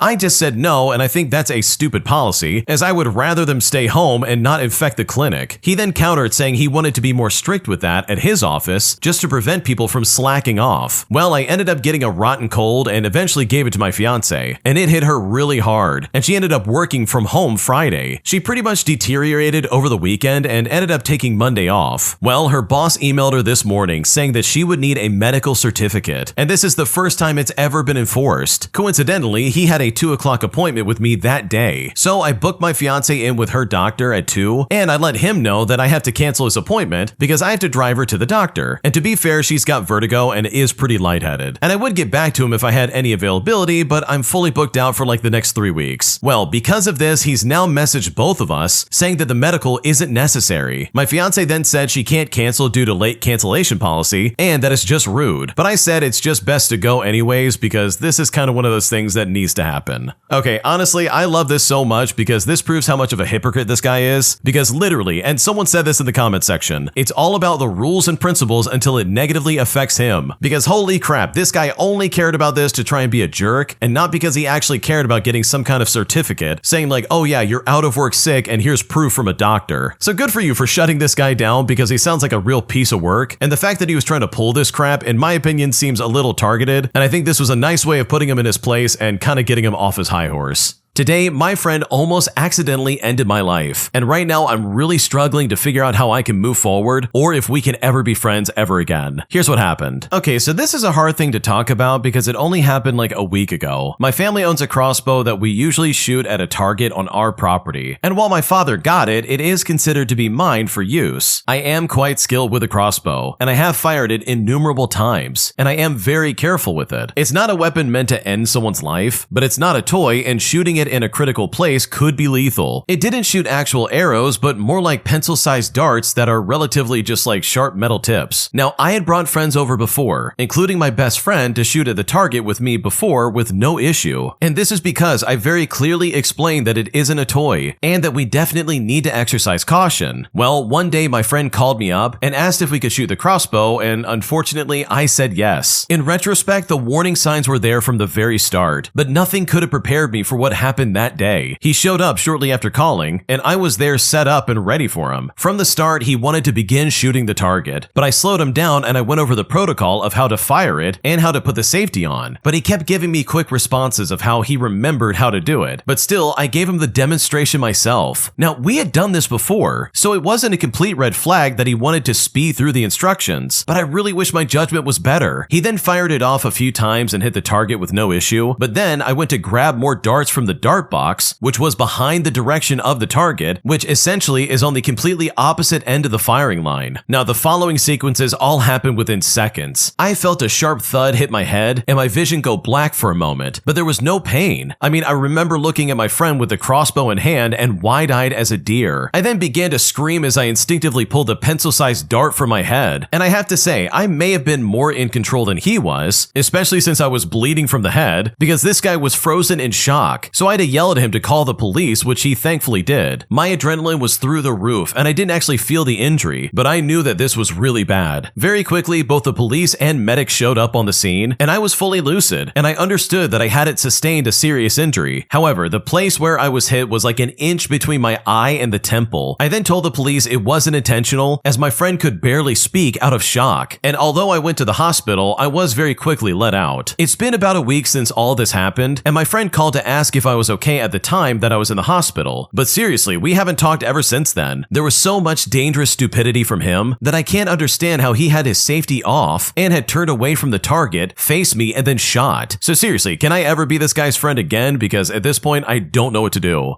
Okay, I gotta be honest right now. I'm gonna keep this short and simple. No, you should never be this guy's friend ever again. He's an idiot for what he did, and he almost ended your life, dude. Like, this is not a good friend, and I'm really surprised he didn't press charges. I totally understand it was an accident and all that other garbage, but seriously, this guy was negligent, and he absolutely should have gotten in trouble in my opinion. So hopefully you're okay, and hopefully things work out, because this could have been really bad. My entitled mom says that I'm not allowed to have a baby shower unless I invite my very toxic grandmother. But despite the fact that my grandma has been a terrible person to me pretty much my entire life, my parents and pretty much the rest of my family say that unless I invite her, they're not going to be there and that they won't support me and my unborn child, putting me in a situation that honestly I really don't want to be in, because right now I don't know what to do. Here's what's happening. Okay, so my boyfriend and I are about 28 years old, and we are currently 27 weeks and 4 days pregnant. My wife had no contact with my grandparents for about 8 years, all due to a fallout with my mother in which I witnessed. The fight happened when I was in middle school, so my grandparents were not there as I matured and grew into the person I am today. My grandpa ended up getting cancer, and this was the reason we brushed everything off to support him. Now, before my grandpa had passed away, he asked my mom to promise that my grandma wouldn't be alone. But here's the thing, I never made this promise. When I found out I was pregnant, it was because I got sick and kind of snapped on my boyfriend. We had been trying for a while, and my mom asked if that could be the reason. A few days later, I bought a test and my mother called while I was at the store. It was positive, and I didn't want to tell her over the phone, so I said it was negative. My boyfriend then got home from work and we had a very special moment, as I had made a box with little baby trinkets and the positive test just to surprise him. I then had guilt for lying to my mom, so we decided to go and tell her as well. And honestly, this was my first mistake. As soon as we told my mom, she was excited and insisted that we tell my sister. Now, we had to have been like only 6 weeks along at the time, and I straight up told her that we weren't going to tell anyone else because it was way too soon. Well, when I said that, she insisted. And it's here that she began guilt-tripping me, as she is my sister. We then ended up caving in and going to her house the same night. My mother then put the box at my sister's door, rang the doorbell, and ran right back to the car to hide. My sister was excited, but then my mother began insisting that we tell my sister-in-law because apparently it was only fair, as my sister knew as well. And of course, how would she feel not knowing, and my sister did? I was then called daily for a week being guilt-tripped into telling telling my sister-in-law, but I then told my mother that if we tell my sister-in-law, we would not be telling anyone else, which she agreed to. Well, we told my sister-in-law with the same box, and she began jumping up and down with excitement. And then, like clockwork, right after that, my mother started saying that I need to tell my grandma as well. Now, just to remind you, this is the woman who I had not had a relationship with. I was cordial with her and I would say hello, but overall I would attempt to avoid her and just give her a hug goodbye. She is a bitter old woman who really thinks that she can say or do whatever she wants and that everyone just has to accept it because that's just who she is. And honestly, everyone else has just kind of expected this. And honestly, my grandma has done and said some very awful things over the years, from offhanded remarks to snide comments, all the way down to things that have seriously damaged me. There's a lot I could list off, but trust me, she's done a lot of damage in this family. And so with that in mind, my mom has been pressuring me since I told my sister-in-law to please tell my grandma, calling multiple times a week, saying to me, well, how would she feel? I mean, it's not fair. Everybody else knows and she doesn't. That's not okay. Like, it was so bad that we got into a fight on Father's Day and I began bleeding the next day. But thankfully, everything was fine with my baby girl. My mom then called a few weeks later asking why I wasn't sending her ultrasounds and that she had not heard from me in a minute. But I explained that it's because every conversation turned into me needing to tell grandma about me being pregnant. She then began going off about how she just wants to tell the world and that she isn't allowed to be excited, which then turned into this huge argument. She would say stuff like, it's not fair that your best friend was the first to know, and it's not fair that your coworkers knew. And for the record, my best friend was the one that helped me confirm the test, and my coworkers knew that I had been extremely sick, so like they were the first ones to know pretty early. But it was here that I was given conditions. I wasn't allowed to tell anyone else until I told my grandma. Apparently, I had to tell my grandma and my grandpa on my father's side the same day. Being given conditions and the amount of pressure to tell people seriously made me not even want to tell anybody at all. But eventually, we finally got to the point where we were comfortable telling people. I had bought fake lottery tickets and got my dad to bring my grandpa to his house, and one of my uncles was with him, and it took them like a minute to understand, but they were both really excited. The last time I had ever seen my grandmother was at my niece's birthday party, and I had already been putting distance between us. And when my boyfriend and I were leaving, she very loudly in front of everyone said, "Oh, do I not get a hug?" In fact, she was tucked in the back nook of a table, so I just loudly stated that I'm not going to climb over the table. Now, back to telling them about my pregnancy. My mom snapped at her on the phone as they had planned to have dinner, and my grandma decided that she was going to meet up with my aunt who had canceled, which would have made her late for dinner. Once she arrived, the family talked for a minute, and then I gave her one of the fake lottery tickets. She then began hollering with excitement, then dug with her long fake nails into my hand and yanked my head around, trying to give me a kiss on the lips. But I put my hand in her face and said, absolutely not. You know I don't do that. She began going off on why I don't kiss her, and that she doesn't care where my lips have been, and that she kisses everybody. But I made it very well known in front of everyone that I do not kiss anyone besides my boyfriend on the lips, as I think it is really gross. My mother then says that I was being dramatic and that she was just joking, and my sister says that she was just excited, but I just see it as her trying to overstep my boundaries again. Well, fast forward and my boyfriend and I went to my second cousin's wedding, and none of my immediate family was going as it was like an hour-and-a-half drive away. We went and caught up with family and it was a beautiful day, but then my grandma showed up asking people where I was, as she really needed to talk to me. Now, no one knew that she was coming, and in fact, my cousin even came along and found me and told me what was going on. Well, after I found out, I decided to avoid her as this was literally not the time or place. Well, as my boyfriend and I were leaving, she once again loudly screamed my name. I then went over to her and she says to me, "I just don't know what I've done to you." Mind you, we are literally at a wedding surrounded by family. I gave her like a half hug as she was sitting down, and I told her she crossed my boundary by trying to kiss me on the lips, and that for the last 10 years she's been extremely mean to me, and I'm not the type of person to just drop that anymore. Well, her response was to say to me, "Well, I just love you." And I said, "That's fine, but it's not an excuse." I then walked away and I gave hugs to the rest of the family, and I learned later that night that after she hugged one of my cousins, she was apparently about to cry and left before even we did. Now, with all that in mind, this is where my current issue comes into play. My family is saying that I cannot have a baby shower unless my grandma is invited, that I have to suck it up for my mom as it is her mother and she is family, that by me not wanting to invite her is me trying to force them to cut her off or even to pick sides. But I don't believe that I should have to try to avoid someone on a day that is literally about my boyfriend, myself, and our unborn child. If my mom or sister-in-law throw it for me, she has to be invited. Well, I suggested doing it myself, as well as having it at my home, but once again, I was told I would have to invite her. I'm basically being told that I'm just being mean. Apparently, it's not fair for my mother as she is the one that will be punished, that I'm forcing my mother into picking between her mom mom or her daughter. And they also said they can't believe that I would rather not have a baby shower than invite her. So seriously, what do I do here? Do I allow the woman who was always so mean to me to show up? Should I just not have one, as I would rather avoid any conflict or awkward situations altogether? I then mentioned to my sister, what's gonna happen when we're opening gifts? But she says just put on a fake smile, hug her, and say thank you. What should I do?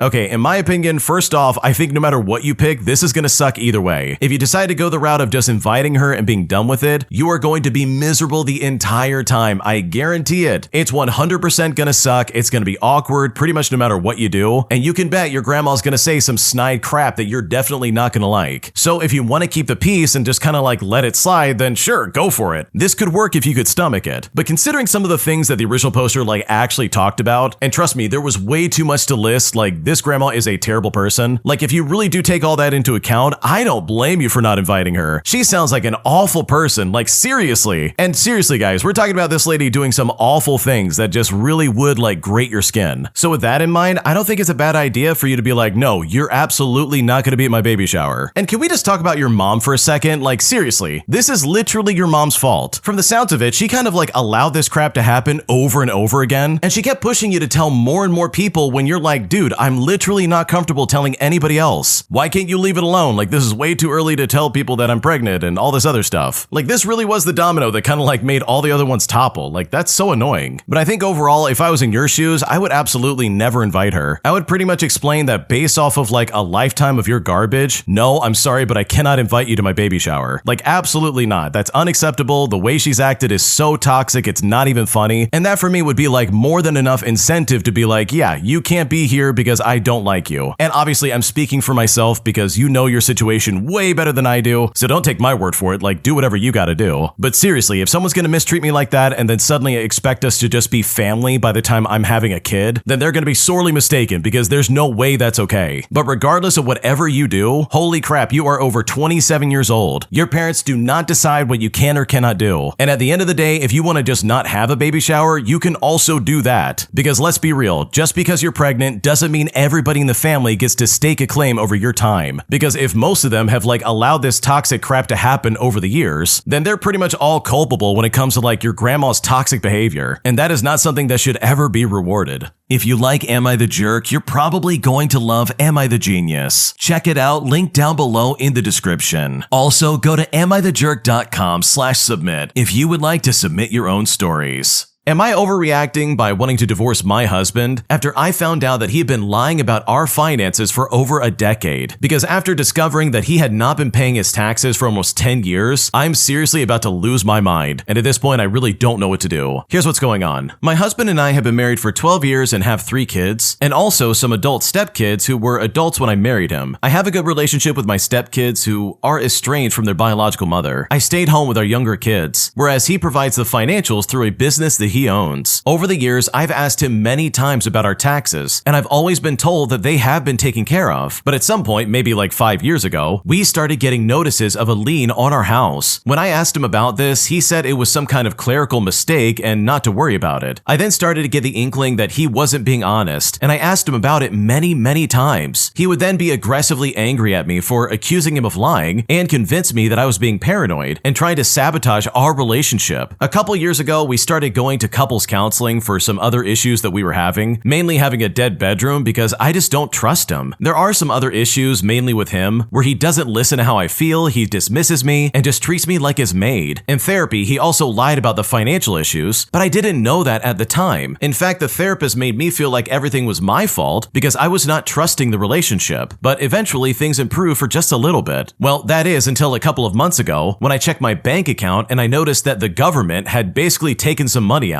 Well, I confronted him about it and he finally confessed that he had not paid the taxes on the business in a couple years, which is for some reason connected to our taxes. He explained that he was just so stressed out and all this other crap, and even tried to blame it on his accountant. Now, I tried to get over the dishonesty, but a couple of weeks later, I found out that it's actually been like 10 years that he hasn't paid taxes. So when he finally came clean because he got caught, he initially only told me part of the story, and I'm honestly just over it and I want a divorce. I can't get over the dishonesty and the fact that I don't believe anything he says anymore. Not even him saying like, oh, I'm gonna go to the store. Not to mention the possible legal and financial consequences for me. But when I talk to people about it, they seem like they think I'm overreacting and that I should just try to forgive him. So honestly, what should I do here? Because right now I feel very confused. Oh man, this sounds like a nasty situation because yeah, I would be really pissed off if I found out my partner was doing this for 10 years because holy crap, that's gonna derail your entire future, dude. Like holy crap, did he really not think this would finally catch up with him? Like what, 10 years later, he's just now being like, oh yeah, I haven't paid any of our taxes,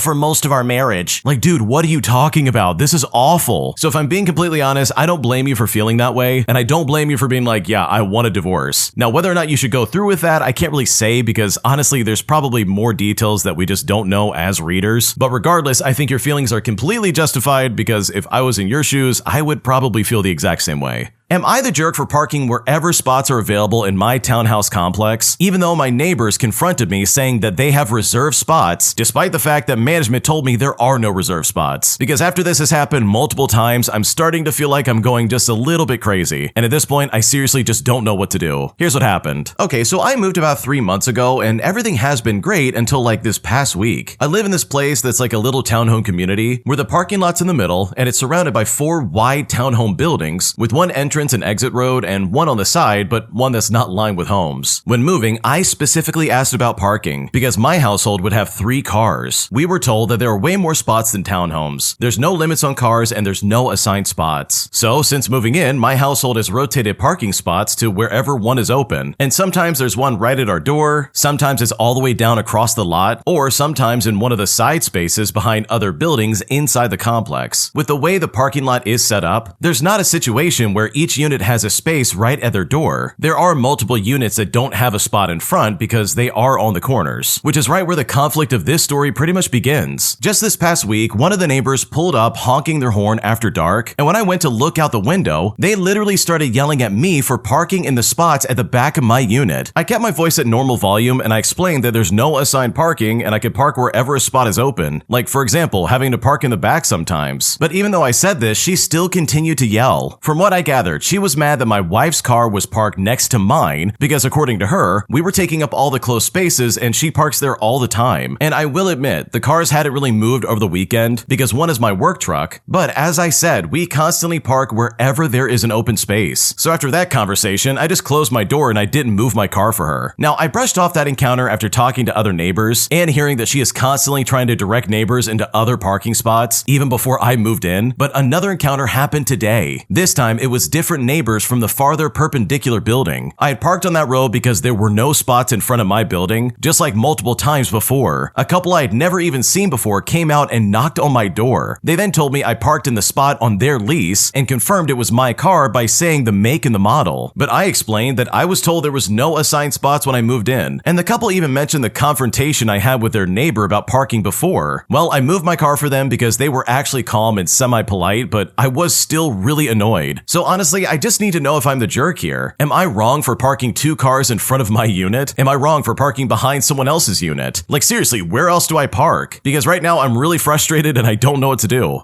Okay, honestly, if that really is the rule, and I would probably get something in writing from like the homeowners association or like management, where it's like, yeah, you can park wherever you want, there's no assigned parking. Then for me, I would be like, sorry, there's no assigned parking, see you later. And I would absolutely refuse to move my car. Like you don't see me complaining I don't get a spot in front of my house. Why should you suddenly get your way if I'm not getting my way? And if I'm being honest, pretty much everybody in the comments of this story pretty much agrees with that. Like these neighbors can kick rocks and move somewhere else if they really want to get a parking spot. But to sit there and be like, that's in front of our house, we have that leased out, you need to move. Especially when that's categorically false and not true. Like dude, no, I do not think so. That is so stupid. So in my opinion, with all that in mind, I don't think you're the jerk and I think everybody else here just needs to grow up. Am I the jerk for refusing to run the office birthday fund anymore after literally everybody keeps ghosting me when it comes to paying for their portion of helping out? Because right now I feel used and very mistreated, and at this point I'm not sure if I'm making a mistake. Here's what's going on. To start things out, I work in a mid-size office with a mix of remote and in-person people. Years ago, I made a cute card for a teammate and suddenly I became the birthday person. Human resources loved it because it looked like culture, managers loved it because they didn't have to think about it, and people generally just nodded and moved along. And eventually, the routine turned into a monthly hustle. I would collect $5 from like 20 different people. I would order a cake, I would write write the card, I would remind everybody to sign, and then I would present it. Most months ended with me fronting money because 3 or 4 people said they would send late and then just forgot to do it. But this year it got worse. We had 4 new hires and a couple of departures, so the list changed all the time. I then built a small spreadsheet in a group chat so that people could choose if they wanted to do it or not. A clear yes or no. But what actually happened was like 13 versions of maybe, or hit them up next week, or they would say, oh, I left my wallet at my desk at home. Meanwhile, the bakery wanted payment up front, the card needed buying, and I was now the person holding a bag of sugar and a pile of IOUs. Well, 2 weeks ago, I tried a new rule. If money's not in by noon the day before, you are simply marked out and your name is not on the card. I then posted the rule in chat and then I pinned it. Well, payday comes along and 6 people had not paid. So I closed the list and I bought a smaller cake. Now, the party was fine and the birthday person smiled and the slices were enough. But then the messages started coming in. The manager messaged me that I should have covered the shortfall to keep the team spirit high. Then 2 coworkers said that I embarrassed them by not writing their names since they had planned to pay that night. One person even asked me to put the $5 on my corporate card like it was some kind of like office supply. I finally told them that I'm done running the fund. If the team wants a cake, anyone can coordinate it. Or we can do like a once a quarter treat that the company buys. Human Resources said that there's no budget and then called the fund purely voluntary. And now some people say that I'm being petty and I'm ruining a nice tradition. But at this point, I feel used. I did the math and right now I'm out about $120, which is for all the things that have never been paid back. Like, I seriously don't want to chase grown adults around for coffee money. My partner says that I should stick to my boundaries and let the whole thing die off if no one steps up. But seriously, am I the jerk for pulling the plug after trying to set simple rules? Because right now I don't know what to do. Dude, there is no way on earth I would ever keep this going. Human Resources and your manager are absolutely using you, and your coworkers could care less. They only care that they're not involved, even though they literally aren't doing anything to help out. So no, you're definitely not the jerk. Everybody in this situation except for you sucks, in my opinion. And the fact that they can't see that is truly baffling because you do not deserve this level of scrutiny. Today, an entitled Karen demanded that I give her a ride home, despite the fact that I was a private driver and she absolutely did not schedule me. Here's what happened. So I work and live in a bougie tourist town in the United States, and one of my jobs is private driving. Mainly, I just take people around in an Escalade to wineries and fancy restaurants. The car is my boss's, it's rented out by the hour, and I'm sure you get the idea. Anyways, the other night I was dropping a mother and daughter off at their hotel at around like 11:30 p.m., and the customers that I drove were absolutely lovely people. I've been driving them since around like 9:30 that morning, and I had a very nice time taking them around the area. I asked if there was anything else they needed, I said goodnight, and I made sure they were inside the building before getting back into the car. Now, as I'm buckling my seatbelt, I realize that someone is staring at me from outside the car. I make the unfortunate mistake of looking up, and I make eye contact with this well-dressed lady standing with a group of other people in formal wear, probably in like her 30s or something like that, all through the passenger window. I do the customer service smile and nod, and then I refocus my attention to getting the car started and getting home. Well, suddenly there's a banging on my passenger side window. I look back over and this lady is smacking the window open-handed like a toddler. I can only assume that she's an inebriated wedding guest, as there was a wedding at the resort that evening. I rolled down the window mostly to get her to stop, and partially because I was startled and wondering what the heck was going on. So I say to her, "Hi, do you need something?" To which she says, "Can you give me a ride home?" Now, mind you, this is a 4-star resort, very posh and in a very pricey tourist town. There are at least 2 bell people about 10 feet away, not to mention the front desk staff inside. She could have easily gotten help with securing transportation, whether it be by Uber or a taxi or even a private driver. But the service I'm hired for is always scheduled at least a week in advance. It's a small high-end company and it is definitely not a ride service. The vehicle I drive is not marked besides legal licensing numbers, so my brief interaction with my passengers was like the only reason she had any idea I was hired to drive. I then say to her, "Oh, I'm so sorry, I'm a private driver. I'm not authorized to allow unscheduled passengers in the vehicle. I'm sure the hotel staff will be more than happy to help you arrange some kind of transportation." The lady then scowls and looks taken back and says, "That's stupid, whatever." She then turned back to her friend, and as I was rolling up the window, I heard this lady mocking me to her friend by saying, "I'm a private driver, I can't take you." But I just rolled my eyes and drove away. The window was up, and I know better than to engage with stupid, especially when combined with intoxication. But still, I could have been like a guest at the hotel, dropping the rest of the group off, and I could have even raised a big stink about it. Even worse, I could have been crazy and escalated this to some horrible violent act, but obviously I didn't because she didn't actually harm the car, and honestly I was tired and just wanted to get home after a long day. But still, the entitlement is all I needed to see because this really was absolutely ridiculous. Yeah, I think I would be pretty pissed off dealing with someone like that as well, especially after driving around other customers all day. Seriously, regardless of how nice customers are, at the end of the day, you do kind of want to get rid of them and get them out the door because that polite smile will only last so long. So yeah, this level of entitlement was completely unnecessary and in my opinion, incredibly toxic. When you subscribe, make sure to hit the bell to turn on notifications. To finish listening to all the stories, check out the playlist at the top of the description. And if you like Am I the Jerk, make sure to subscribe to Am I the Genius. Everything will be linked down below in the description.